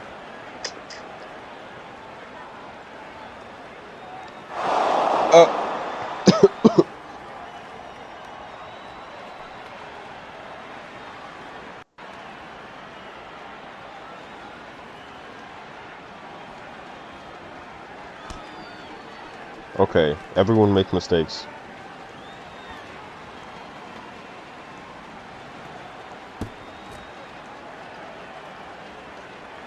everyone makes mistakes sometimes, you know. I don't think that's indicative of who I am as a football fusion quarterback, you know.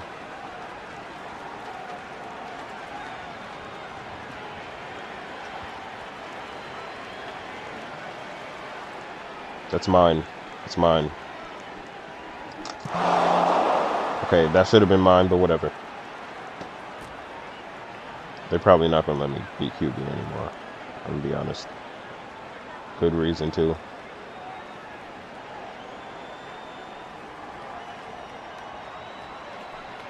That first throw was literally a dime, though. I'm still mad he didn't catch that.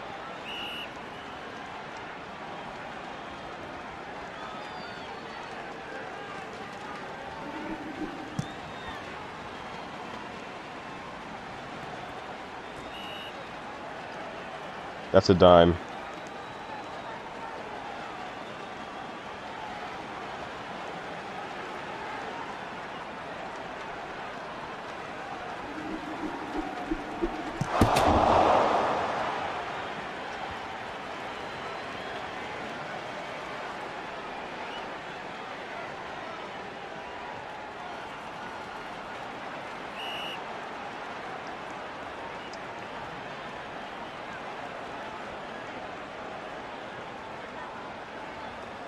Just pretend I'm not the quarterback and move on. Hopefully they don't know.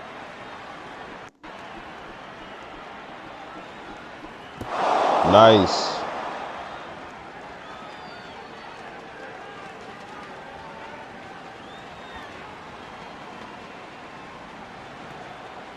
I'm low-key a sellout, but you know, hey. It's really about effort. It's about effort. Okay? It's about effort.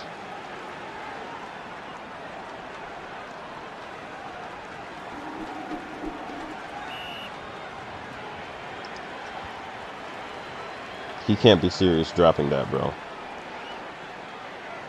That's literally right. Okay, bro.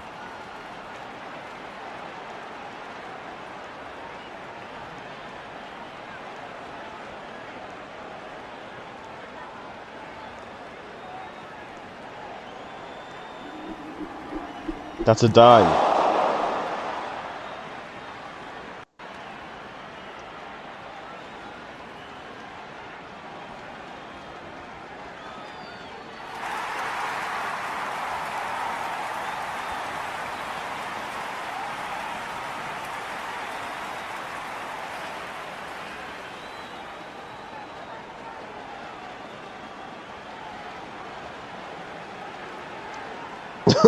Okay.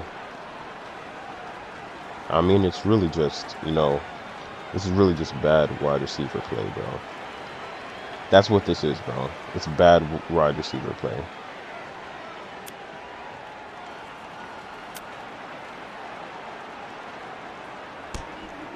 I mean, like if my receivers are catching the balls, I'm hitting them. They're just not catching the balls, man. That's the only problem.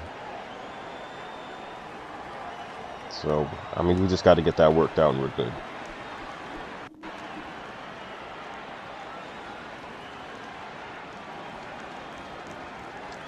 Look at those blocks. Okay, bro. See? So corny, but okay. This is literally the dude that dropped that wide open pass.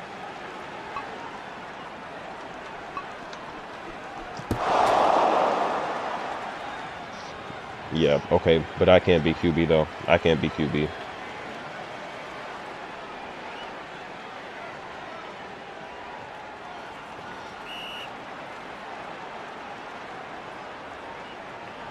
Hold on, let me see something.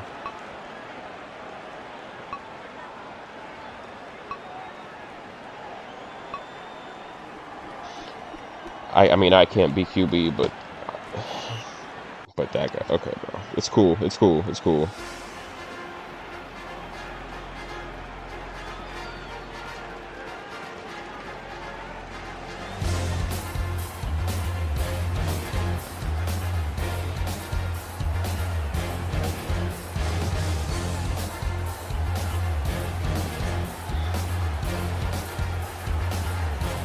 I just want my respect as a quarterback, bro. That's all I want.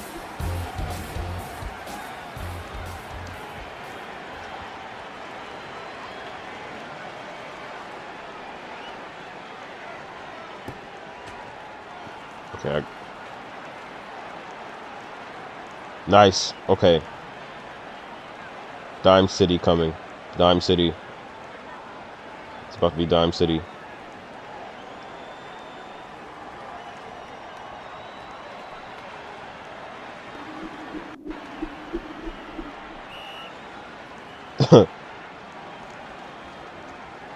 Okay.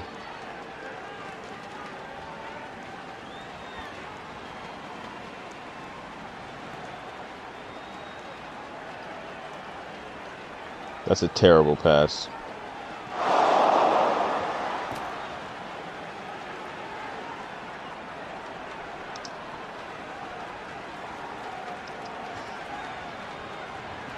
Oops.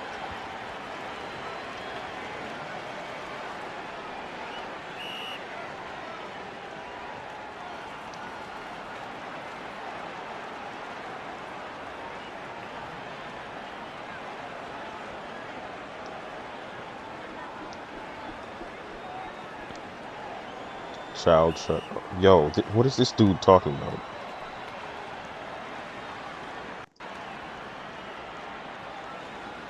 Yo.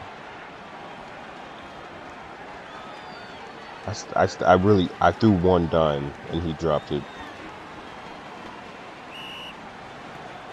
That's literally not my fault.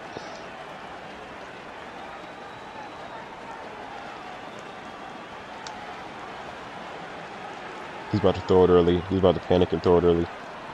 Oh, that's a short pass. That's mine. How is that not my catch?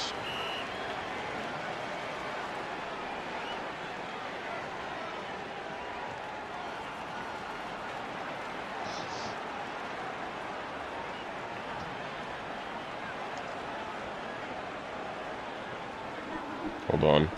Give me a second. I'm about to make this the thumbnail of the stream. Can I do that? I don't even know if I can do that.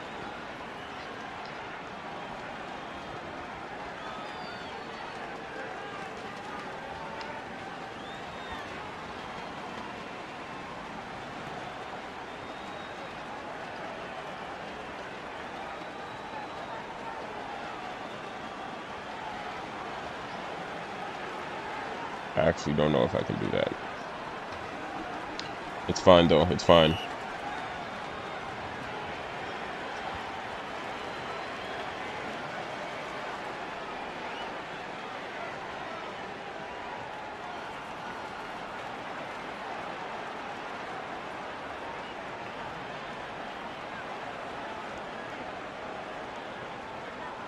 I have no help on this team, bro.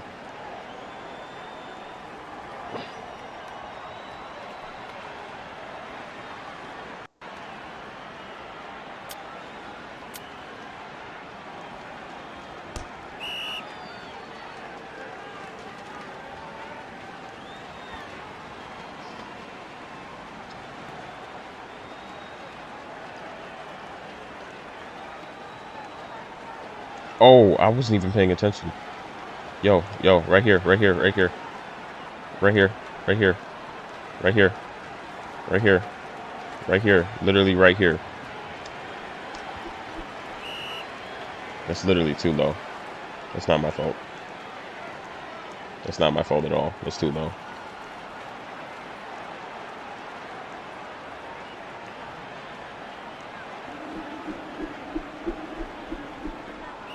That's a dime. Okay, bro. I mean, that was literally a dime.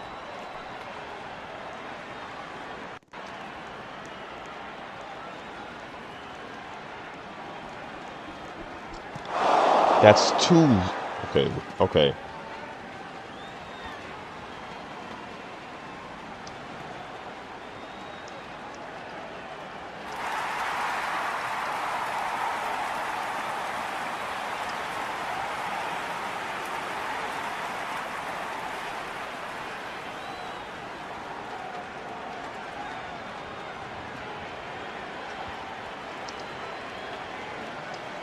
Bro, I hate these football fusion kits, bro.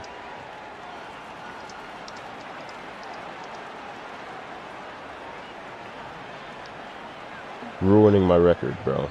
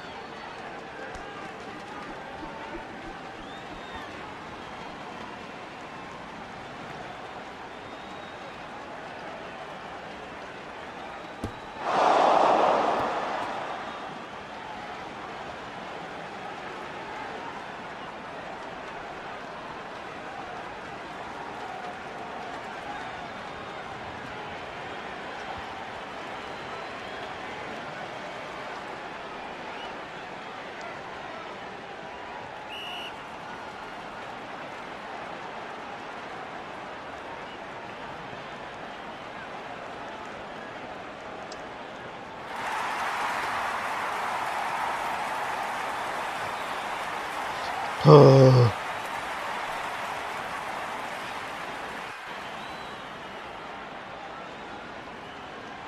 on.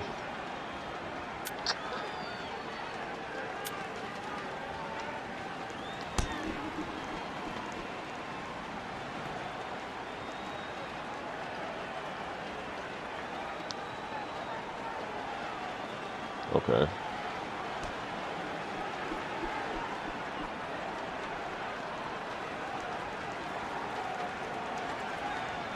I mean, I can't even be quarterback right now, bro.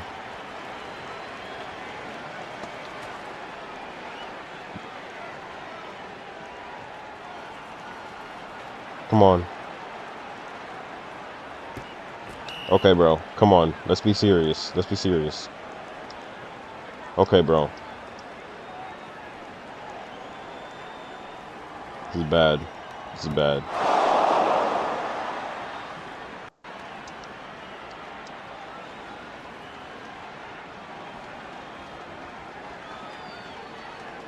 Great stuff there, bro.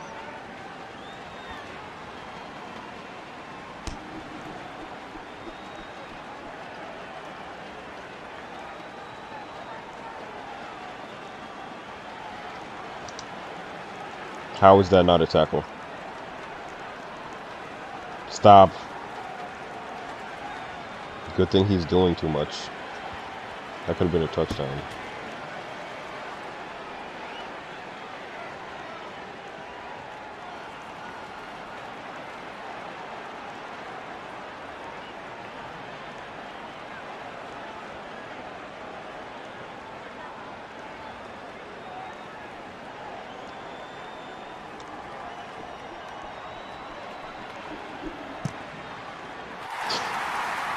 That's just a dime, bro. That's a dime. There's nothing I can do there.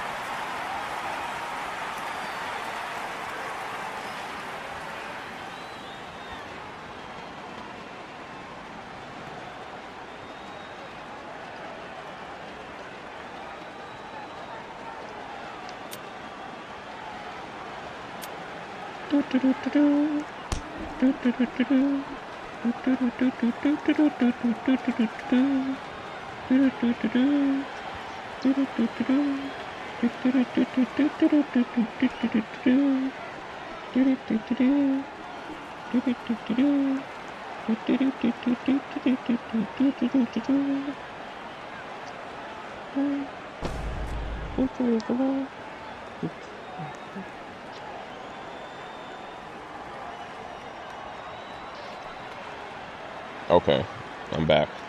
I'm back. Wow. Are we serious?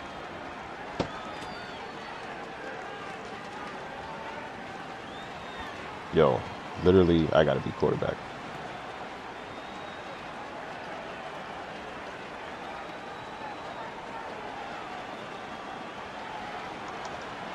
I gotta be quarterback, man. I gotta be quarterback.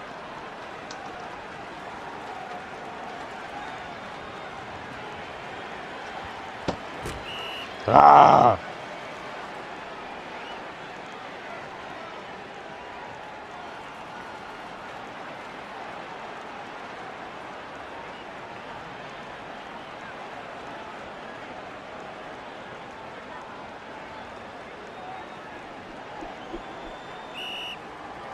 Yo. They let me be quarterback. I promise we come back. But I didn't even realize we were down 51-2.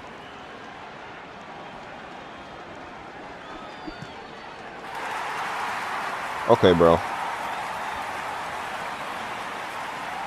It's cool. It's cool. I'm a 30 overall. It's cool, though.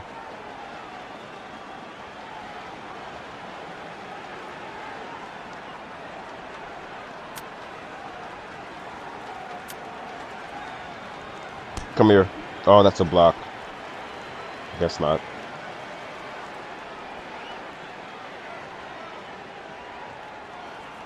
Wow, this dude is in 6th grade and he's better at the game than me, bro.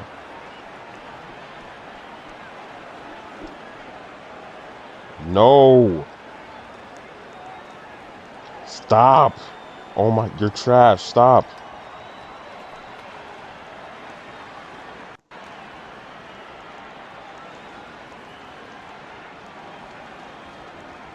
Dude! Yo. I have to be quarterback.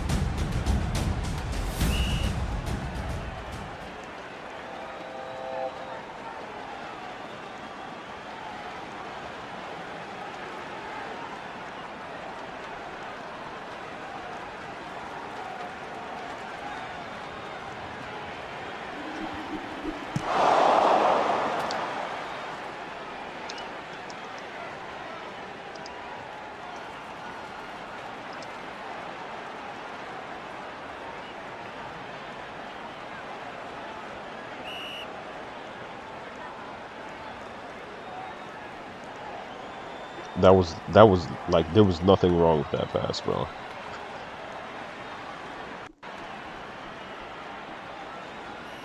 There was actually nothing wrong with that pass.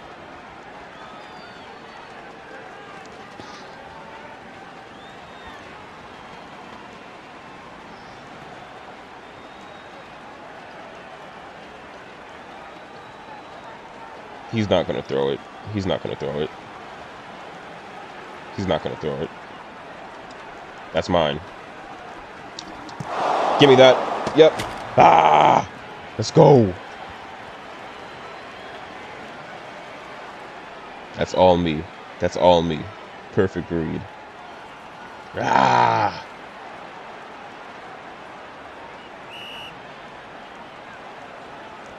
Okay, it's Dime City. It's Dime City.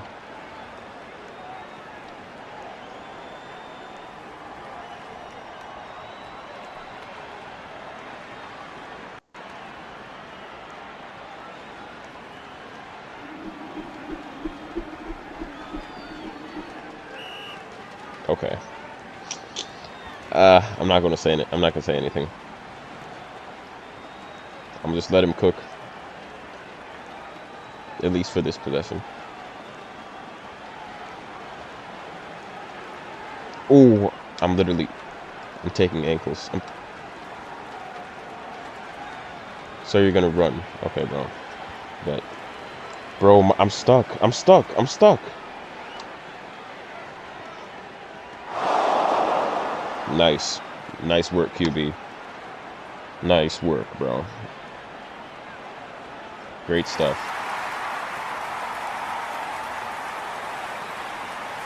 Am I lagging again?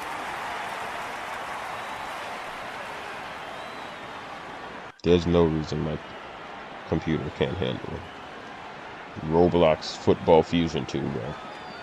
And you're talking about ankles, and you fumbled.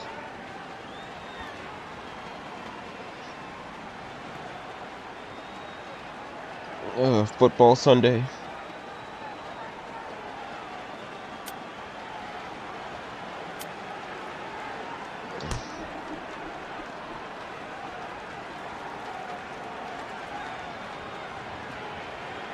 Okay, this is a house call. House call.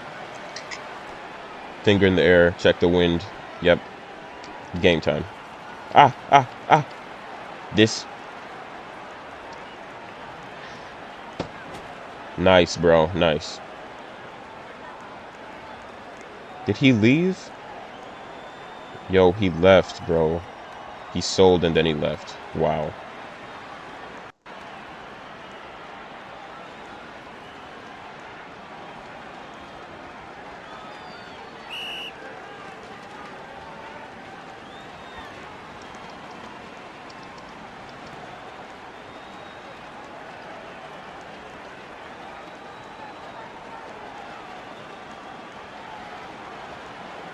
Throw the ball. Okay, that's okay.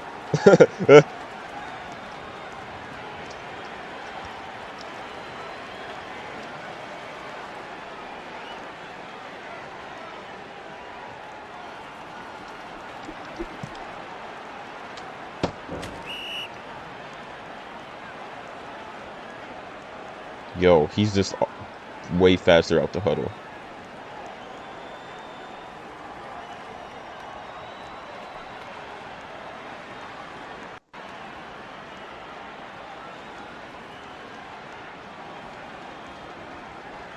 What kind of pass? Give me this, bro. Give me this.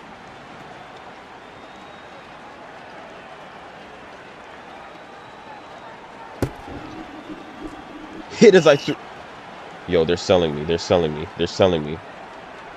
It was literally in his hands.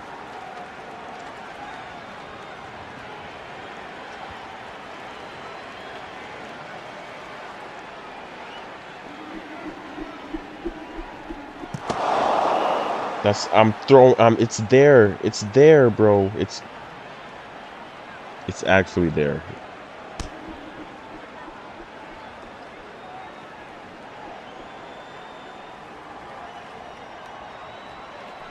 Yo, it's like it's lagging and then it's not lagging. It's weird.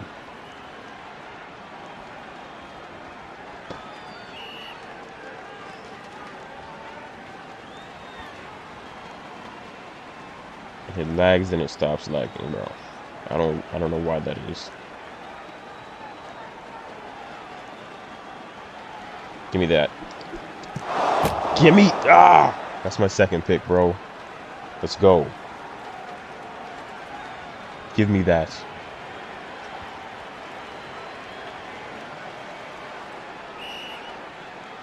Okay.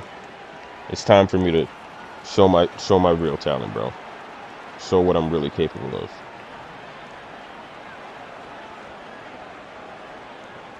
We have 4 people and they got like 6. Doesn't matter. Catch. I can't believe that. I can't believe that.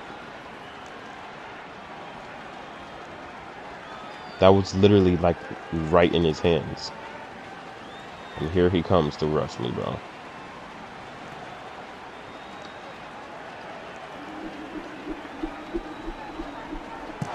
Yo.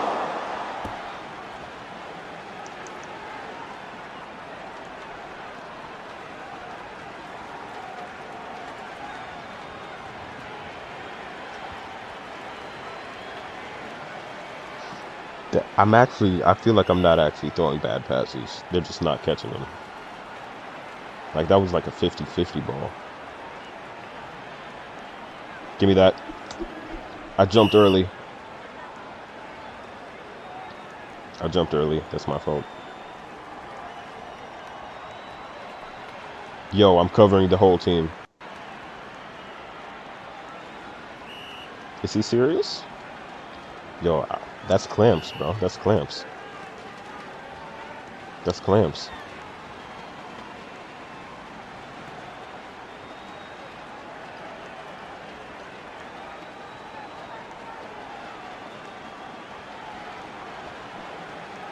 Are we serious?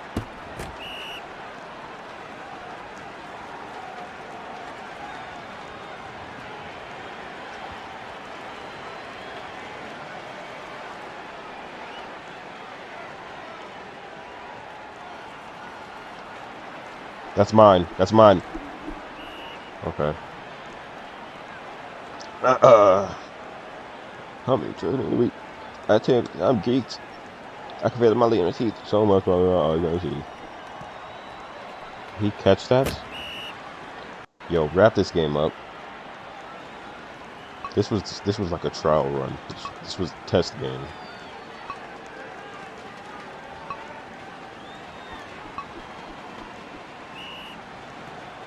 Okay, bro. It's still laggy, bro.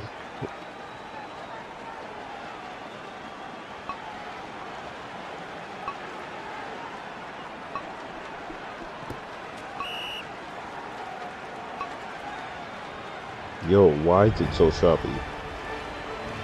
Okay. I did not do that, bro. Let me check my settings. Okay.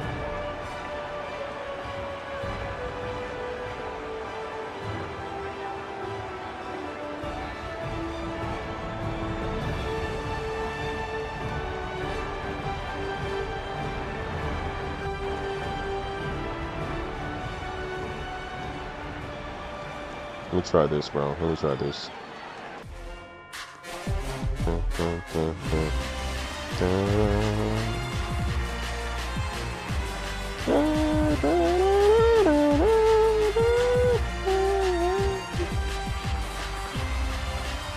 Let's see if that makes it better.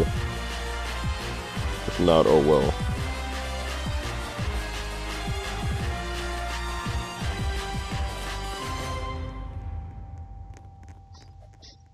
Race to the finish. Oh.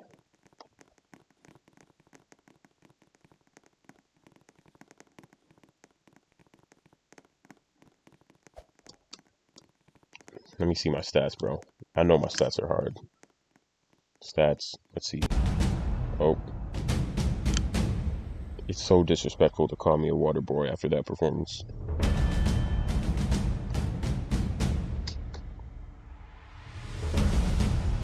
Okay. Let's go. Let's go.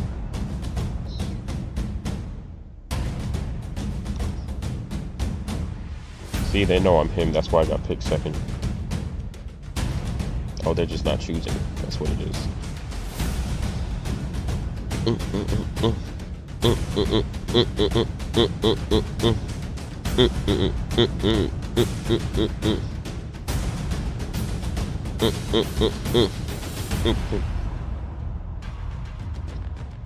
I'm ready, bro. This one's gonna be different.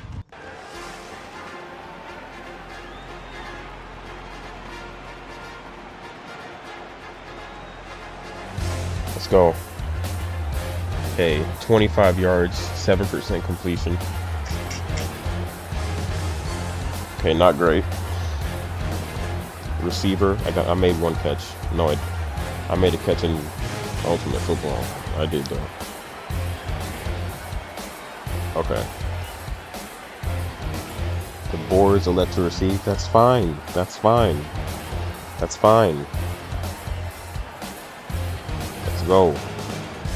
I'm ready. This one's gonna be different. This one's gonna be different, bro. I feel it. I feel it. Okay, it's fine.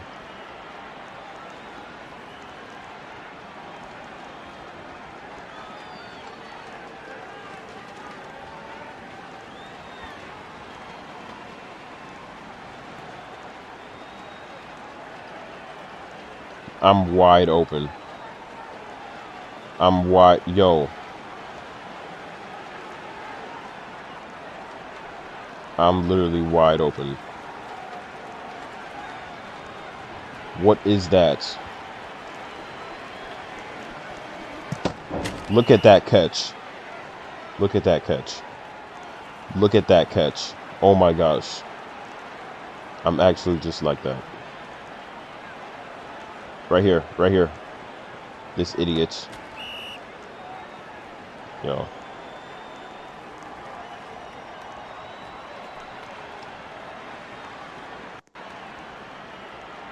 He's about to sell a touchdown. Pass, pass, pass, pass. Pass, pass, pass. This thing's retarded. Okay, hold on.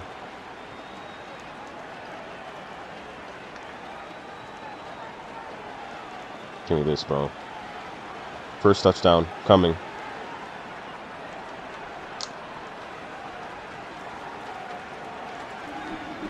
Oh my gosh.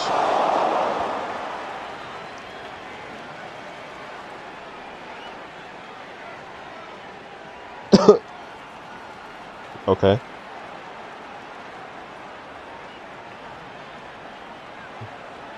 Bro, I thought he was gonna...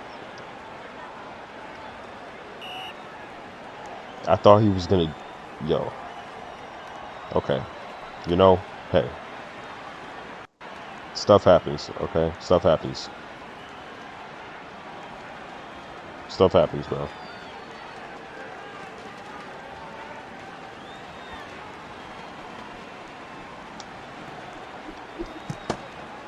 Yep.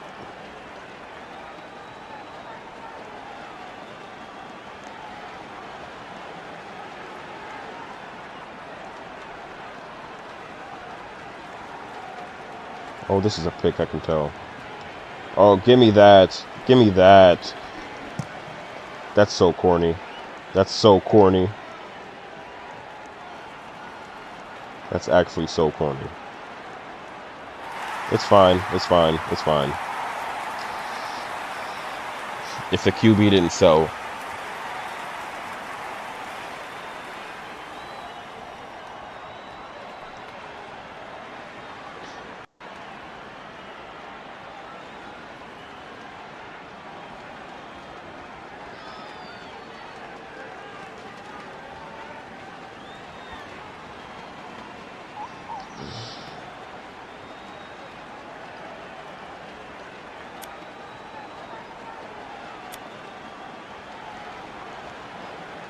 Yep.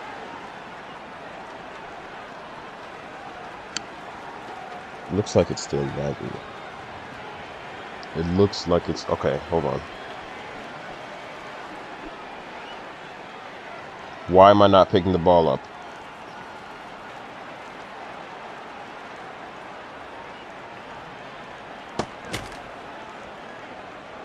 Better than nothing. Okay, team. Let's go, team.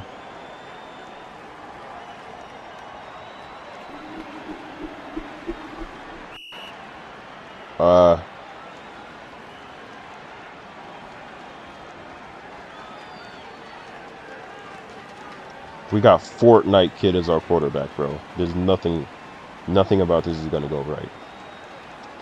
Right here, right here. Okay, see. Like, we can't be serious.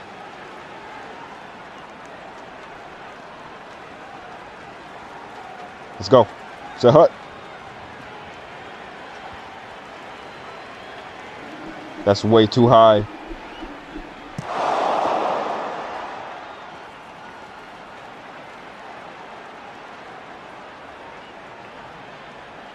That's a wide receiver.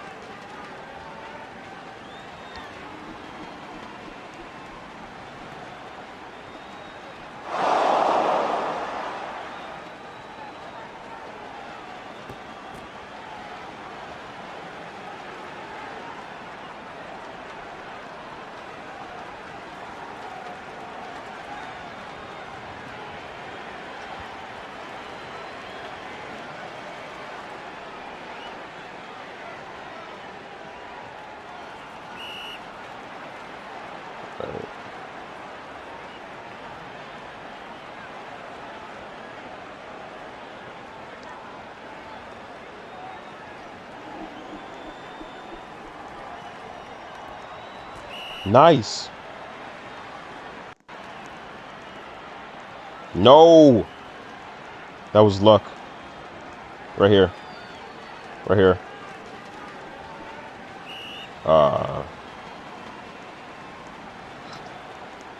No, bro. It said slant me. Right here. Right here. Right here. Why? Yo. Come on, bro. Pass me the ball.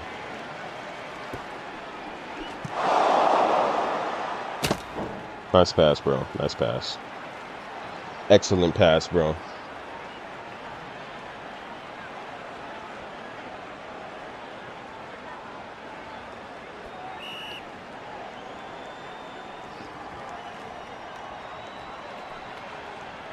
Okay, this is the one. This is the one. This is the pick right here. Right here. Interception. Oh, that's mine. That's mine. Give me that. I don't know how that's not my pick, but okay. Bro, who else voted him quarterback?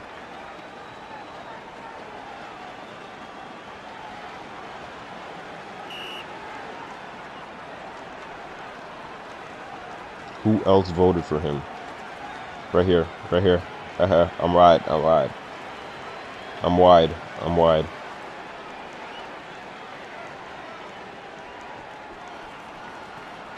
I mean, okay, I guess, but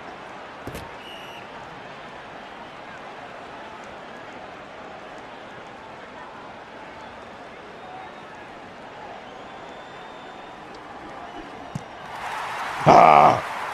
That's all me. That's all me. That's all me. That's all me. That's skill right there. Oh, I forgot how to do this.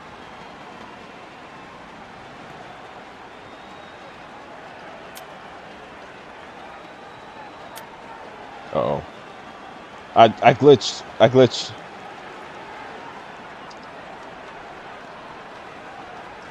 I glitched. That's not me.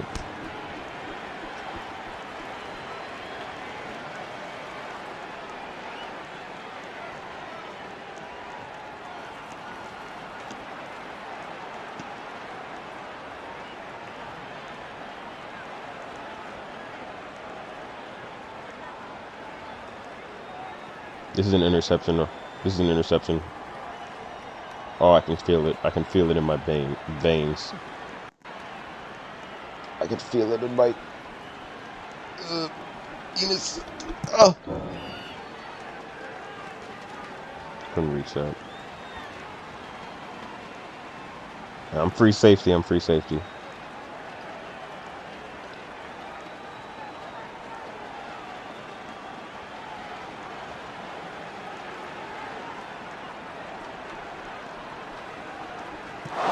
Nice.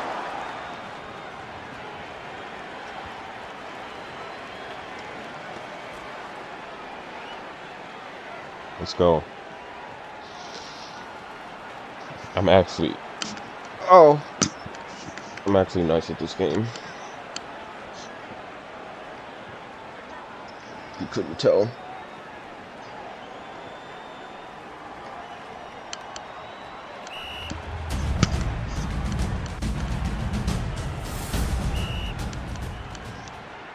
Yo, they gotta take me out waterboard, bro.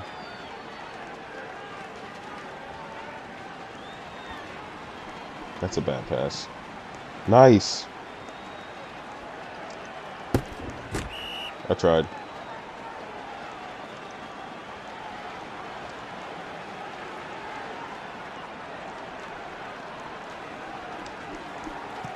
Okay, he's actually good. I'm not gonna lie. I'll surrender quarterback to him.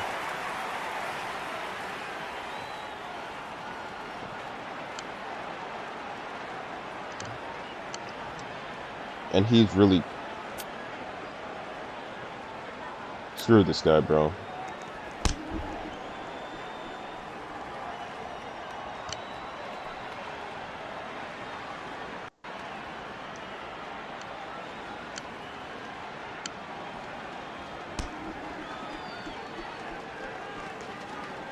He's actually good at the game. I can't be mad if he's QB. That's tough.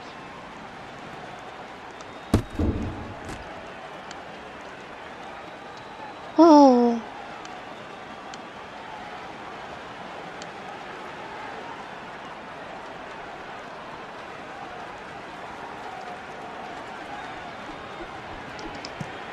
What? Oh. I swear I thought that was going farther than it did.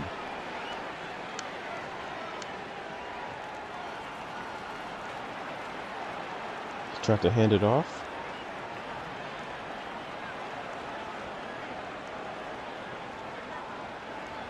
We can't be serious.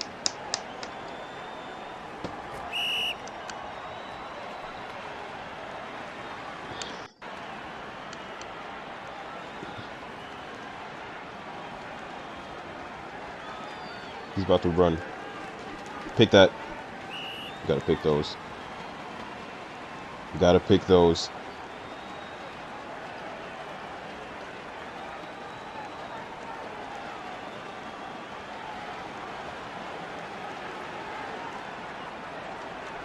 QB spy. QB spy. I'm right there. I'm right there. I'm not stupid. I'm not stupid. I think I'm... No! No!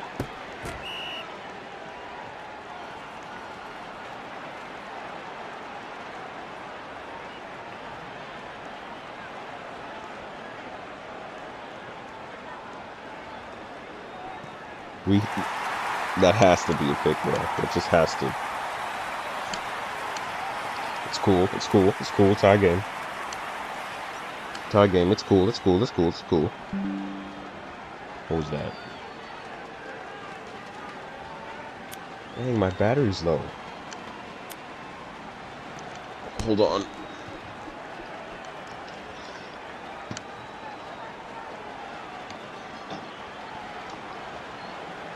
Okay. We're back.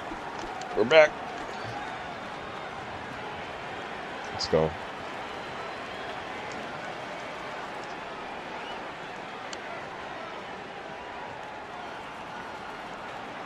Let's go.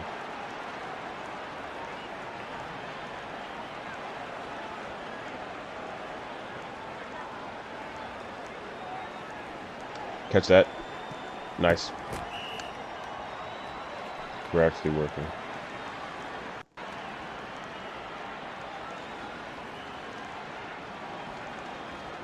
Oh, I'm streaking. I'm streaking. It's cool. It's cool. It's cool. That's cool. That's cool. I'm not mad. I'm not angry. I'm not upset.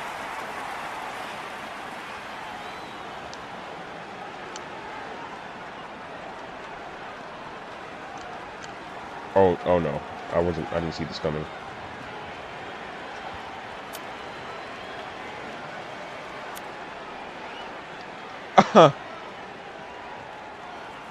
I went the wrong way.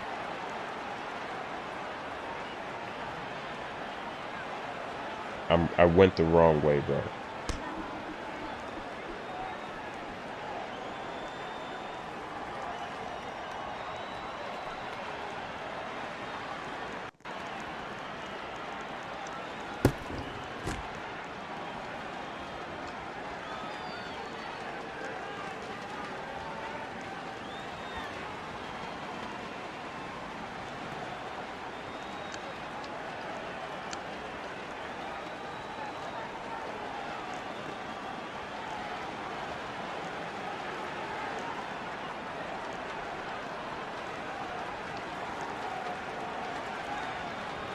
Okay, bro.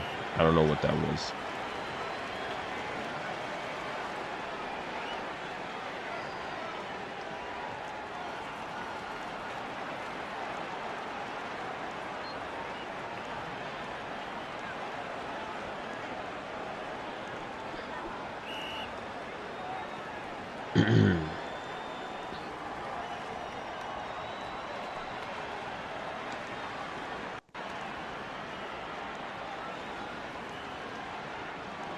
That's mine. I couldn't have got there.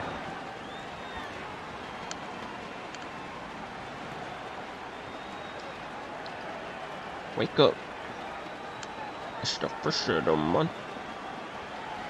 I brush my teeth and count up.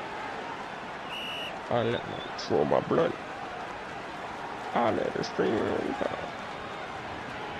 Pour up some lean and get stuck.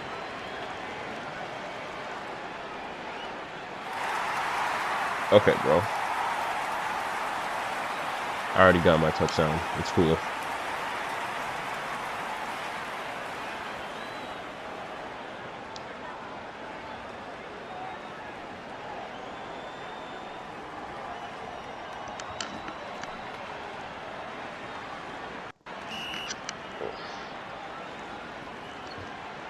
Two-point conversion.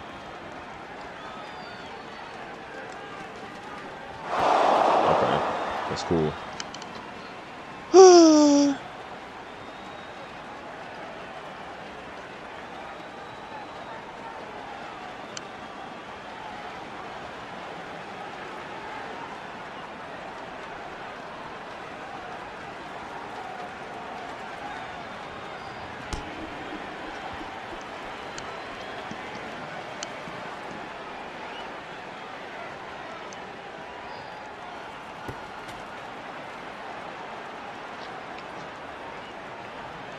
We got ART. Where's the? But not me. On my worst day. Come on. Feel the ball. Oh, I feel the pick. I feel. Okay, bro. It's not corny.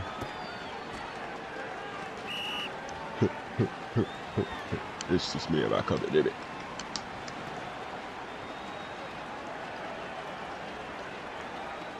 We need to sneak. We need to sneak.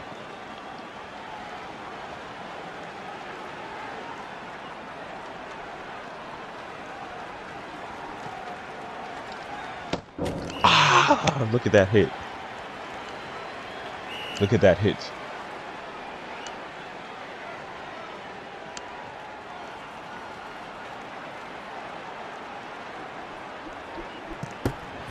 Okay. You know, that's not what you're looking for, but you know, hey man, we're still up 6.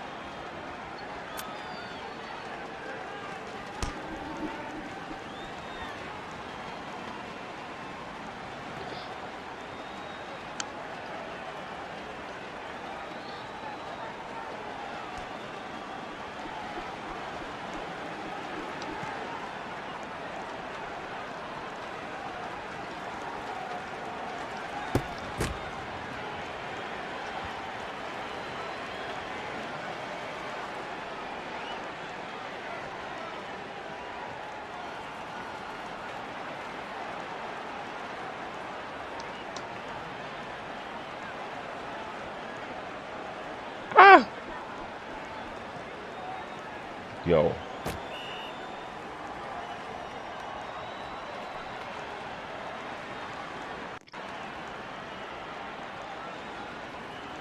Oh. That's not me. That's not me. That's not me. That is not me.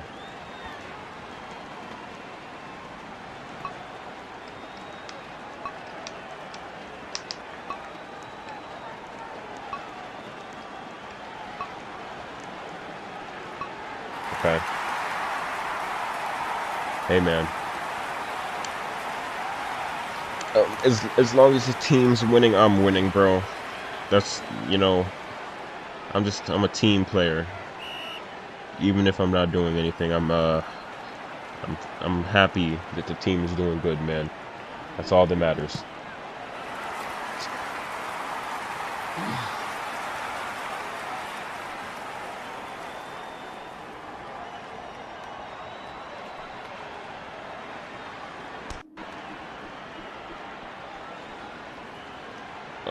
Let's go.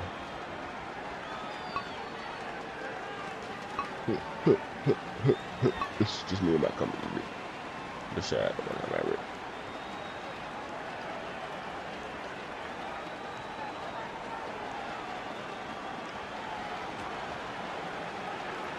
They are not good at the game, bro.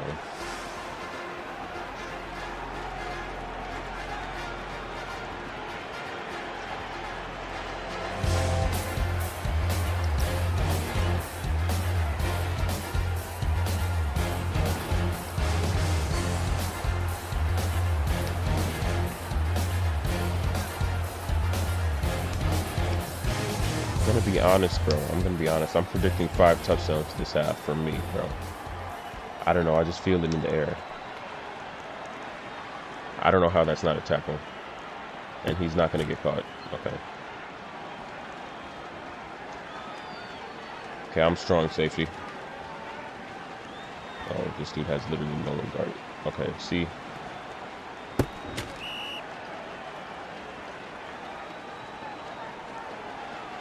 Yo, maybe someone block. Maybe someone rush, please.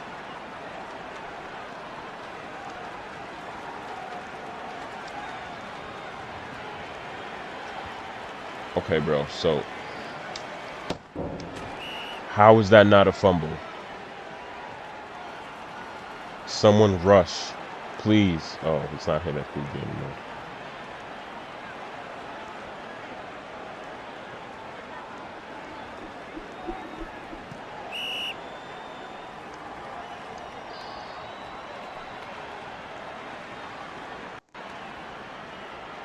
I was not paying attention. Oh my gosh. He's just throwing it too far.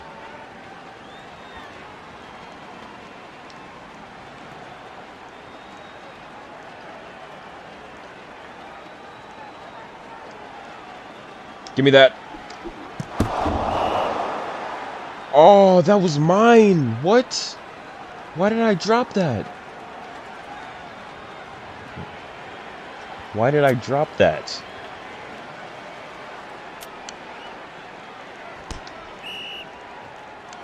That was literally mine. I don't know why I dropped that.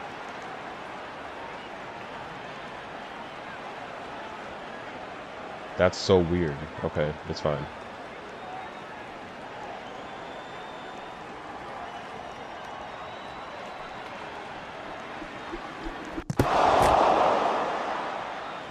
Okay.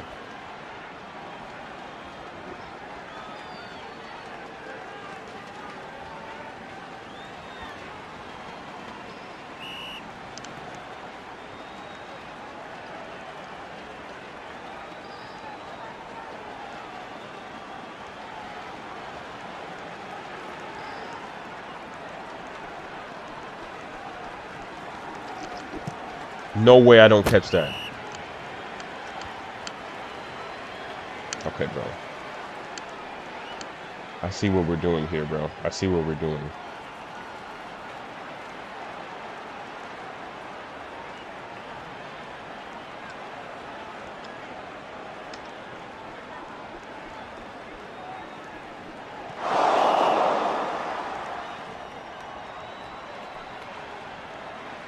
Did I accidentally... I'd accidentally switch scenes, bro. I'm so stupid. Come here. I accidentally switched scenes. It's gonna take a minute. Bro, I gotta lower the delay, bro.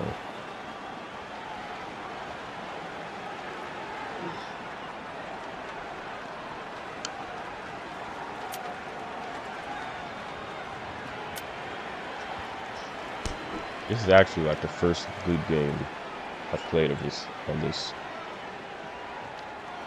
It's actually competitive.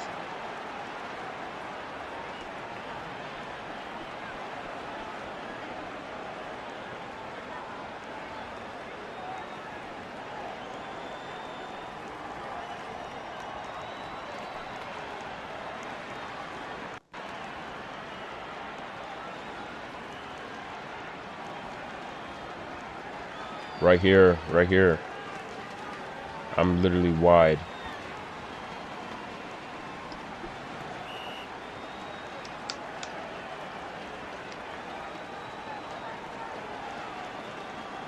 That's my fault, I'm not gonna lie. I could have run up. I'm gonna stay by this guy.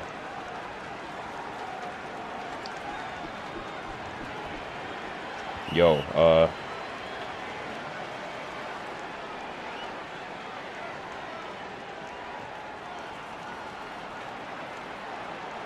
he's about to get sacked. He's about to get sacked. Right here. Right here.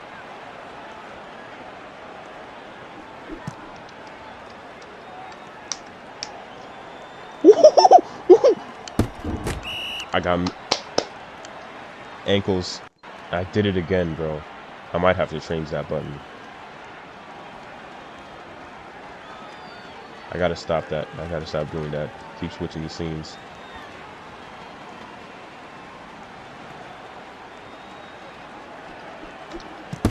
Ah! Let's go. Let's go, bro. I'm him.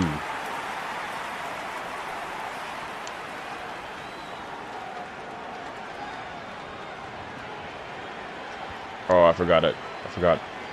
Okay. Pay attention.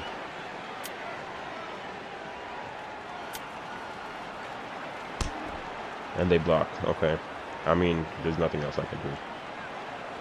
I actually got it right that time and they just block it.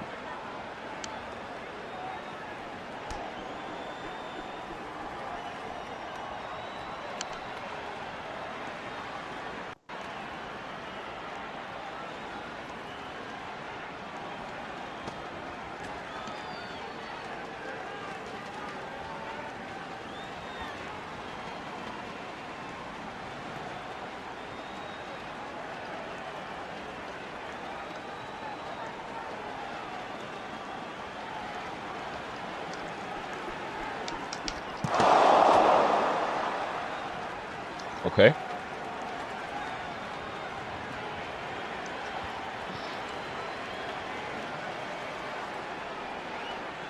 That could have been me, but it's fine. It's fine. We don't worry about that.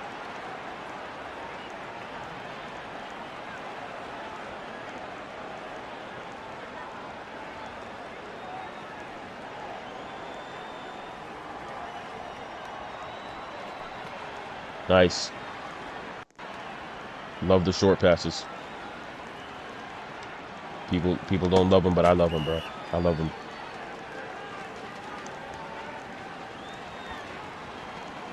Who is this? Why is he quarterback?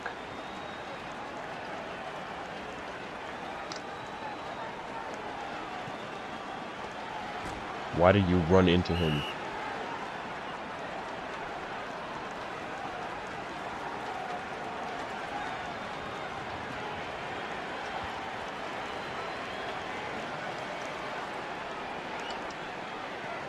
Okay, that's fine too. That's fine too.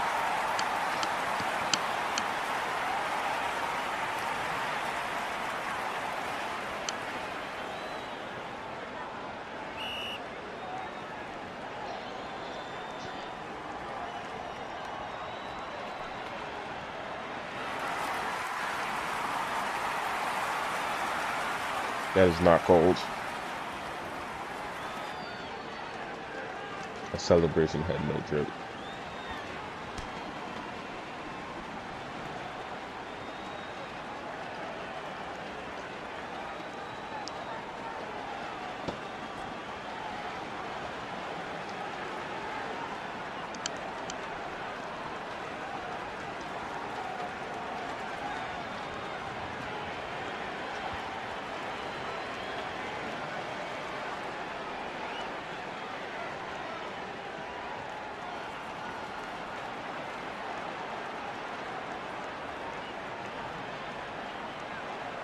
He's running.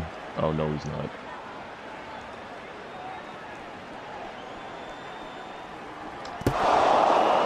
Oh.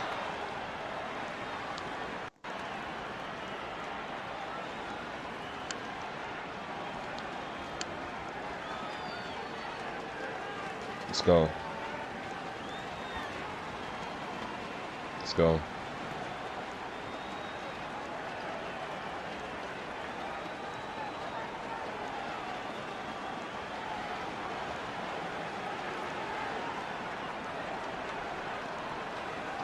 Throw it. Throw it.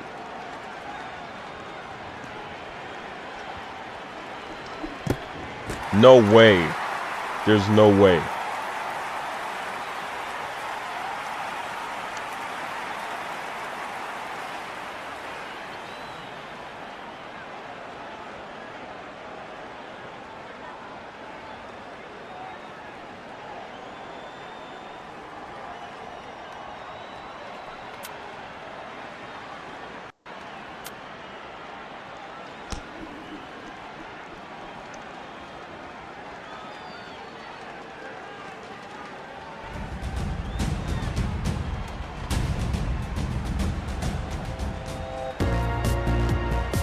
Yo, I leveled up.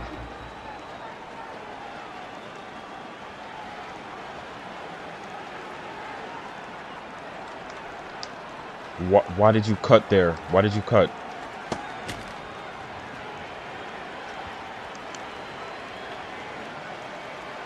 Let's go. Okay, we're up 2 scores.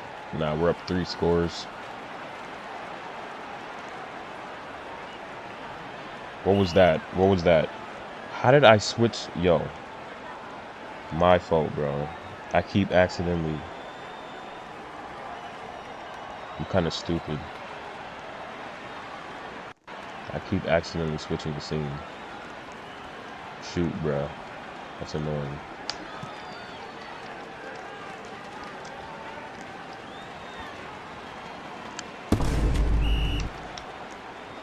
I might have to switch the buttons, bro. Switch my hotkeys because I keep doing that.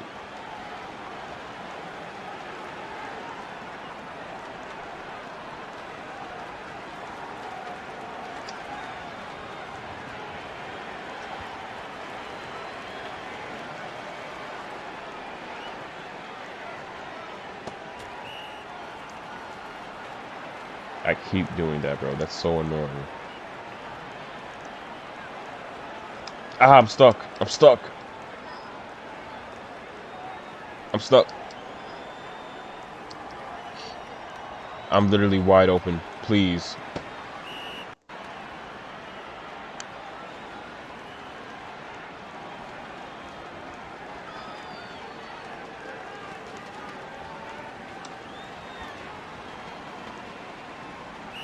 Yo, please, please.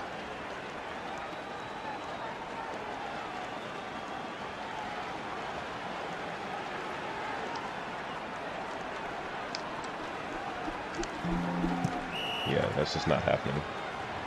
Illegal touch. Okay, bro. Yo, block for me this time. Block for me.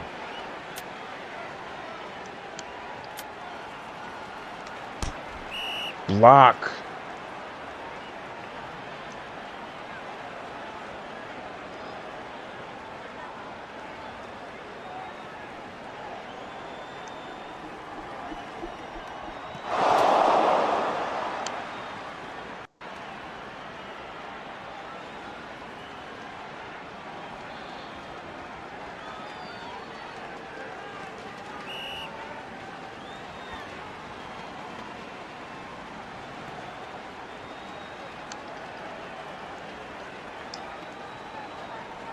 How did we get the ball back? I was not paying attention.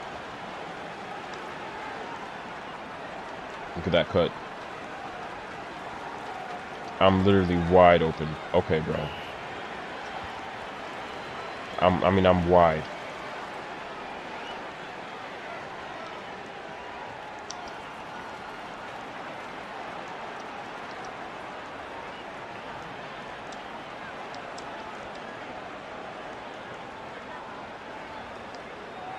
Is he typing? What is he doing? Yo. He left the game. Bet. It's fine. We can win without him. Right here. I'm wide. Right here.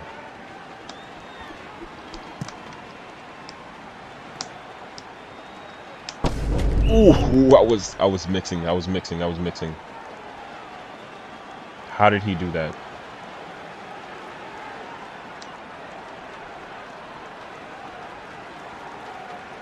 I'm wide.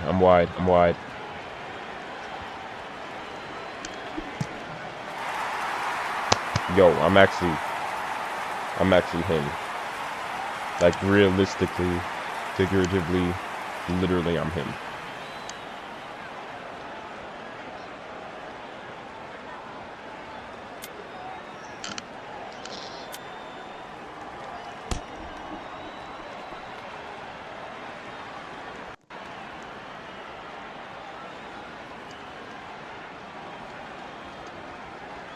What's my stats this game?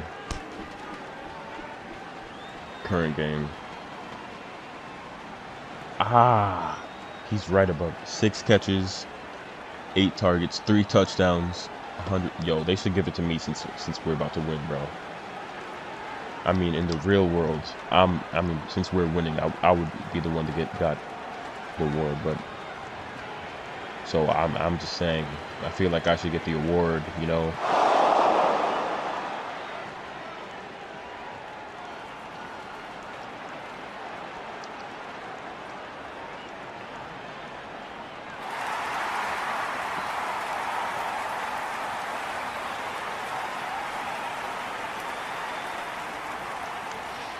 Ah.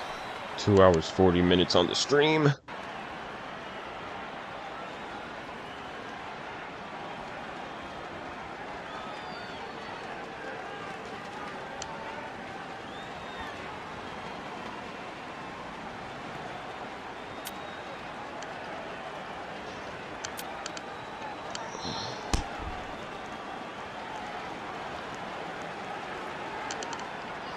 Okay, bro. Oh.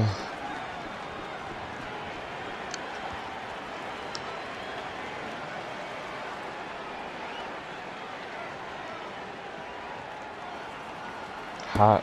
Yo, I need them to not have the ball so I can get this best receiver award.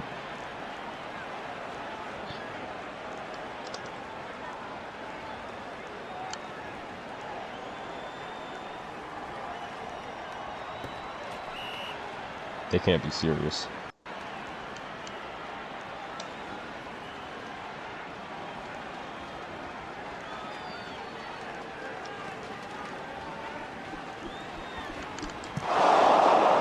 Was that me? I swear I saw it in my hands for a second. I swear on everything I love it was in my hands. I swear it was. I saw it at the bottom of the screen and then it disappeared.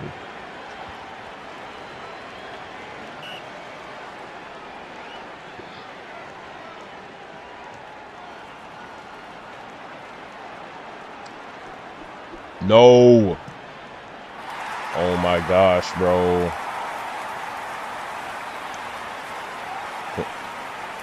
Yo, can I see my stats? Let's see. I know I got a pick, bro. Defender. Yo, bro. 5 tackles, 3 misses. How do they even calculate misses?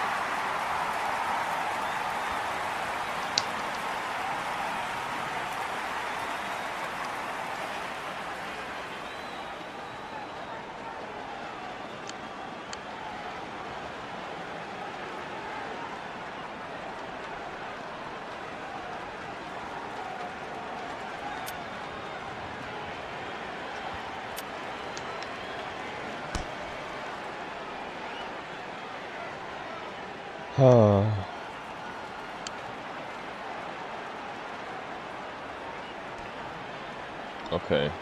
I was not paying attention. Yup. Oh, this is a house call.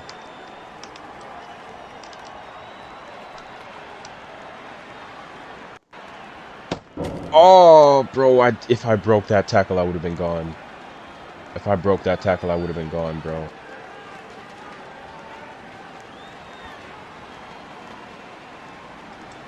Pass to me, bro.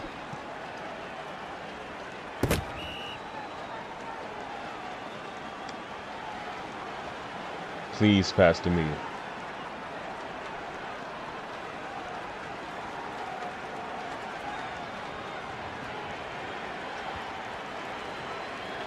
Why are you running the ball, bro?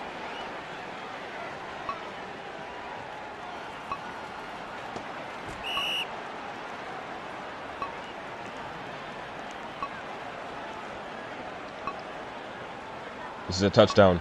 This is a touchdown.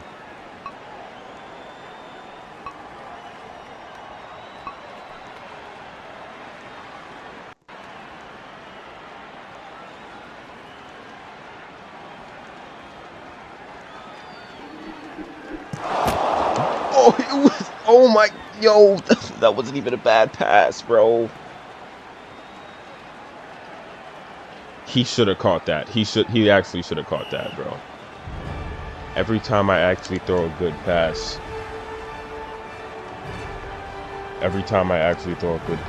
it gets picked off, bro. That's so annoying. Okay. Let me stop recording.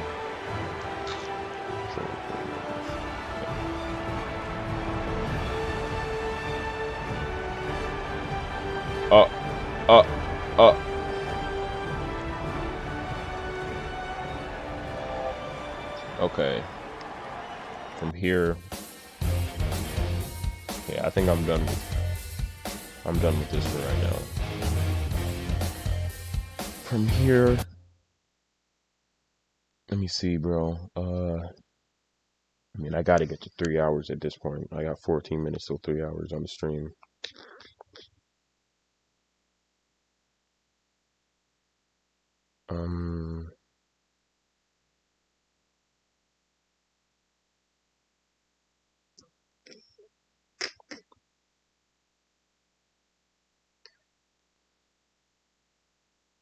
I mean,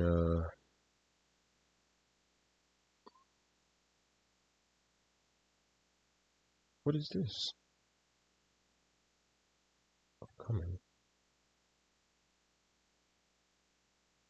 It's crazy. I mean, I could just chill. Make a playlist. New playlist.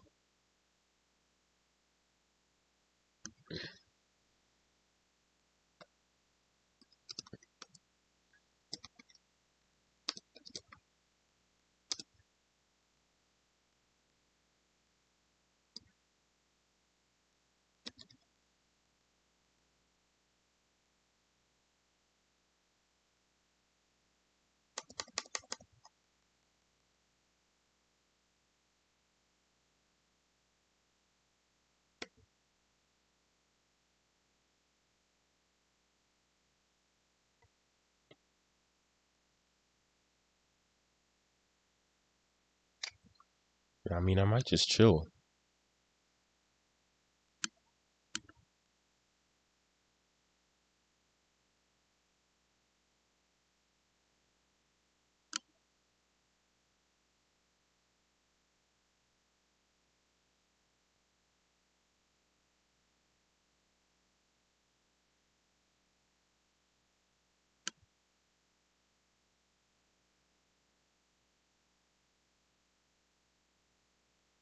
Okay. Ooh.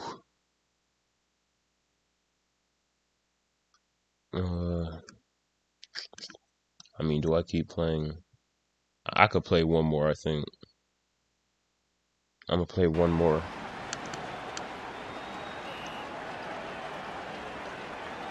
I'm gonna play one more. It's already about to be halftime. Then I'm gonna get off. I'm gonna get off after this. Come here. Sit down.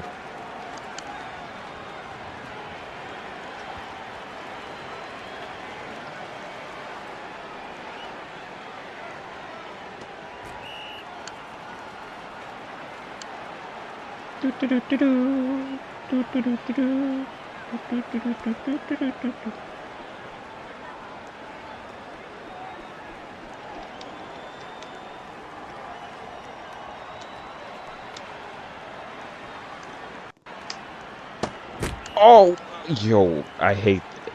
It feels like they're so far away, bro. But they're not. It's annoying.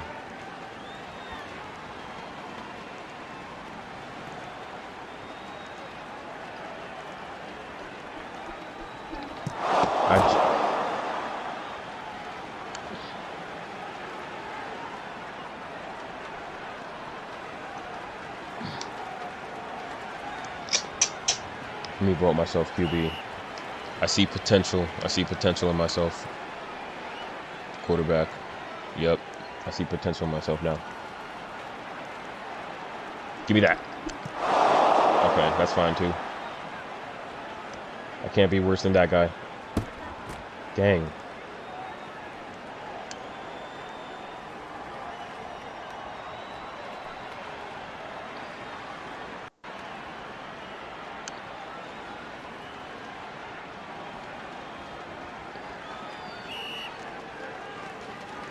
How? Who else voted him?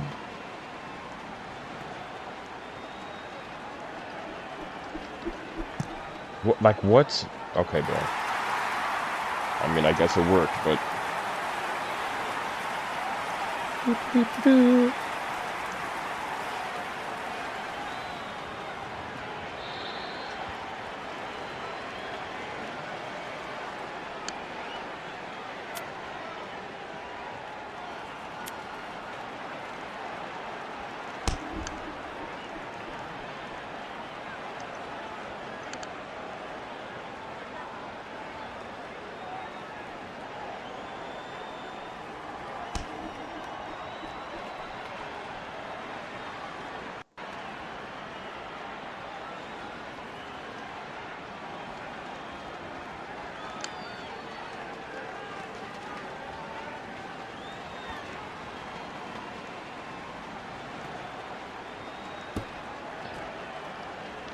Let's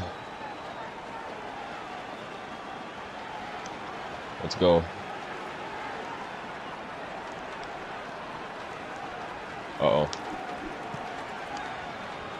You know, I mean, if I was a little bit farther when I made that jump, I probably could have picked that. But, you know, hey, man. That's just life.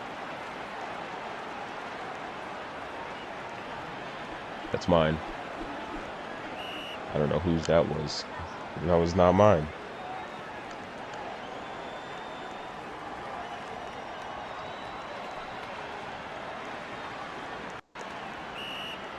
He can't be serious.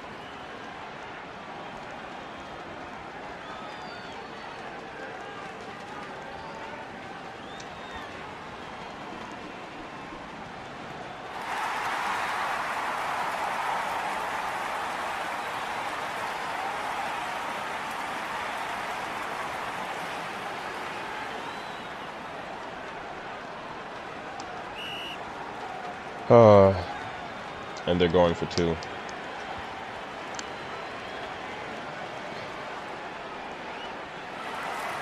Nice defense.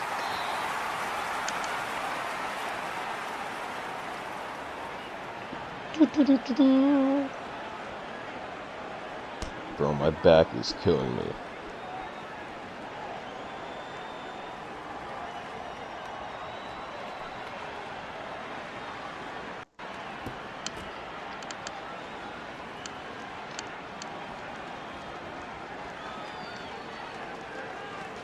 Yo, bro. Like, this guy's not even good. Pass it, pass. Yo, vote, unvote yourself, bro.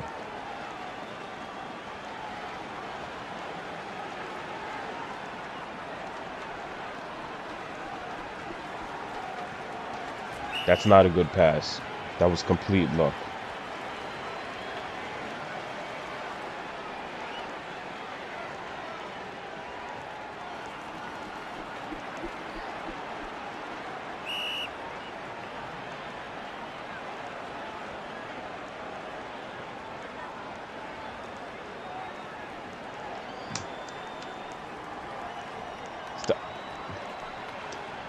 Stop.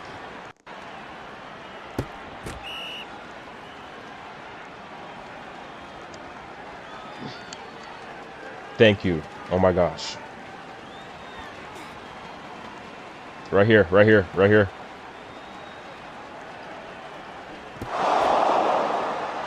Oh my gosh. I want to say something so bad.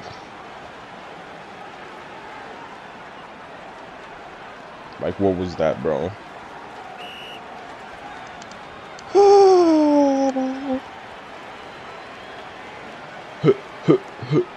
It's me and my cup in it.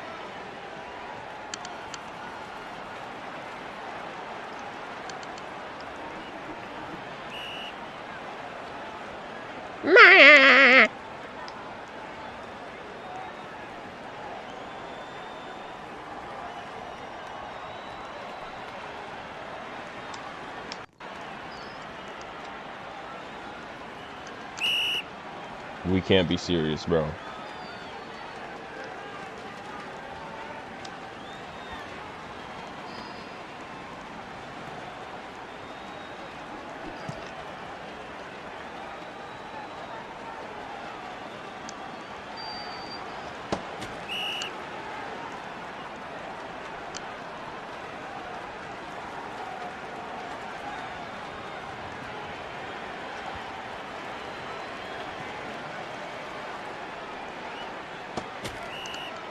Okay, bro.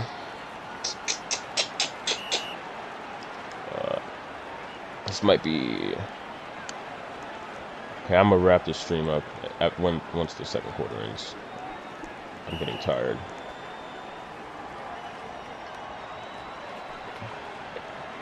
I'm playing with my feet right now. I'm playing with my feet. Playing with my feet. Okay. That didn't work. I'm gonna rush him.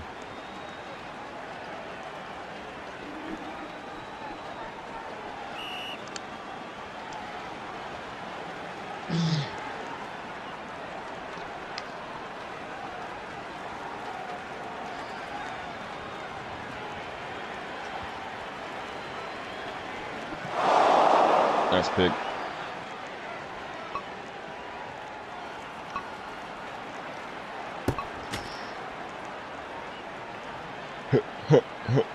It's the man like I'm in it. Oh, baby. Oh, back is killing me, bro.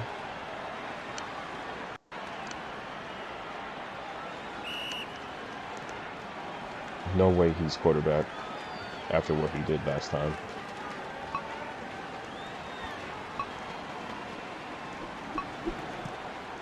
That was pure luck. That was pure luck.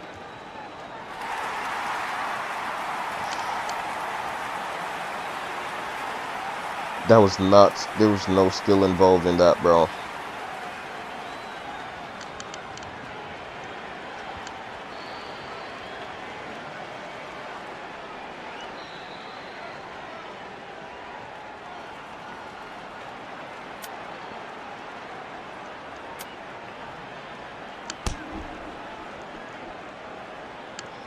All right.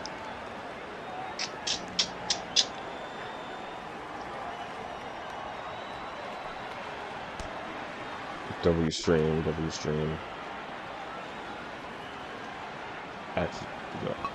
Actually W stream. I'm not gonna lie. Actually W stream. Okay. Come here, bro. Let me wrap this quarter up. Put a ball on it. Bet. All right. Actually W stream.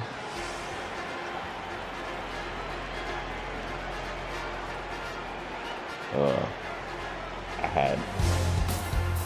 Yo. Get this out my ears. I'm not gonna lie. I had the most people in here so far on the streaming stuff. It's pretty nice.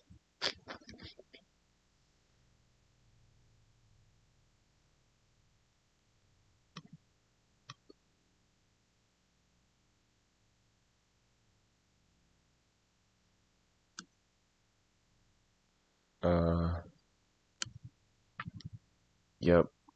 So I'm actually I'm Mr. pause. I'm Mr. Pause. I'm gonna let the stream get to 3 minutes and then I'm gonna end it. Let the stream get to 3 minutes.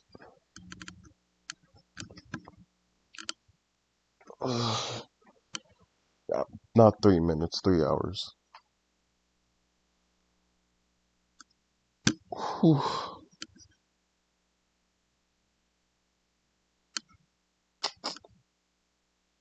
I'm Mr.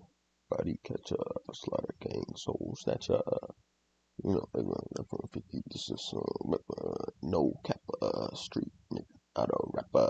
Chopper hit him and he turned into a booty clapper. Smith and Wesson, I'm 4L gang reppin'. We done baptized my nigga with that reverend.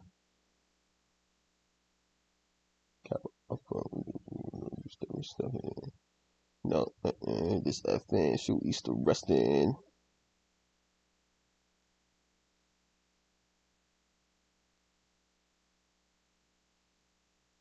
All right, W stream and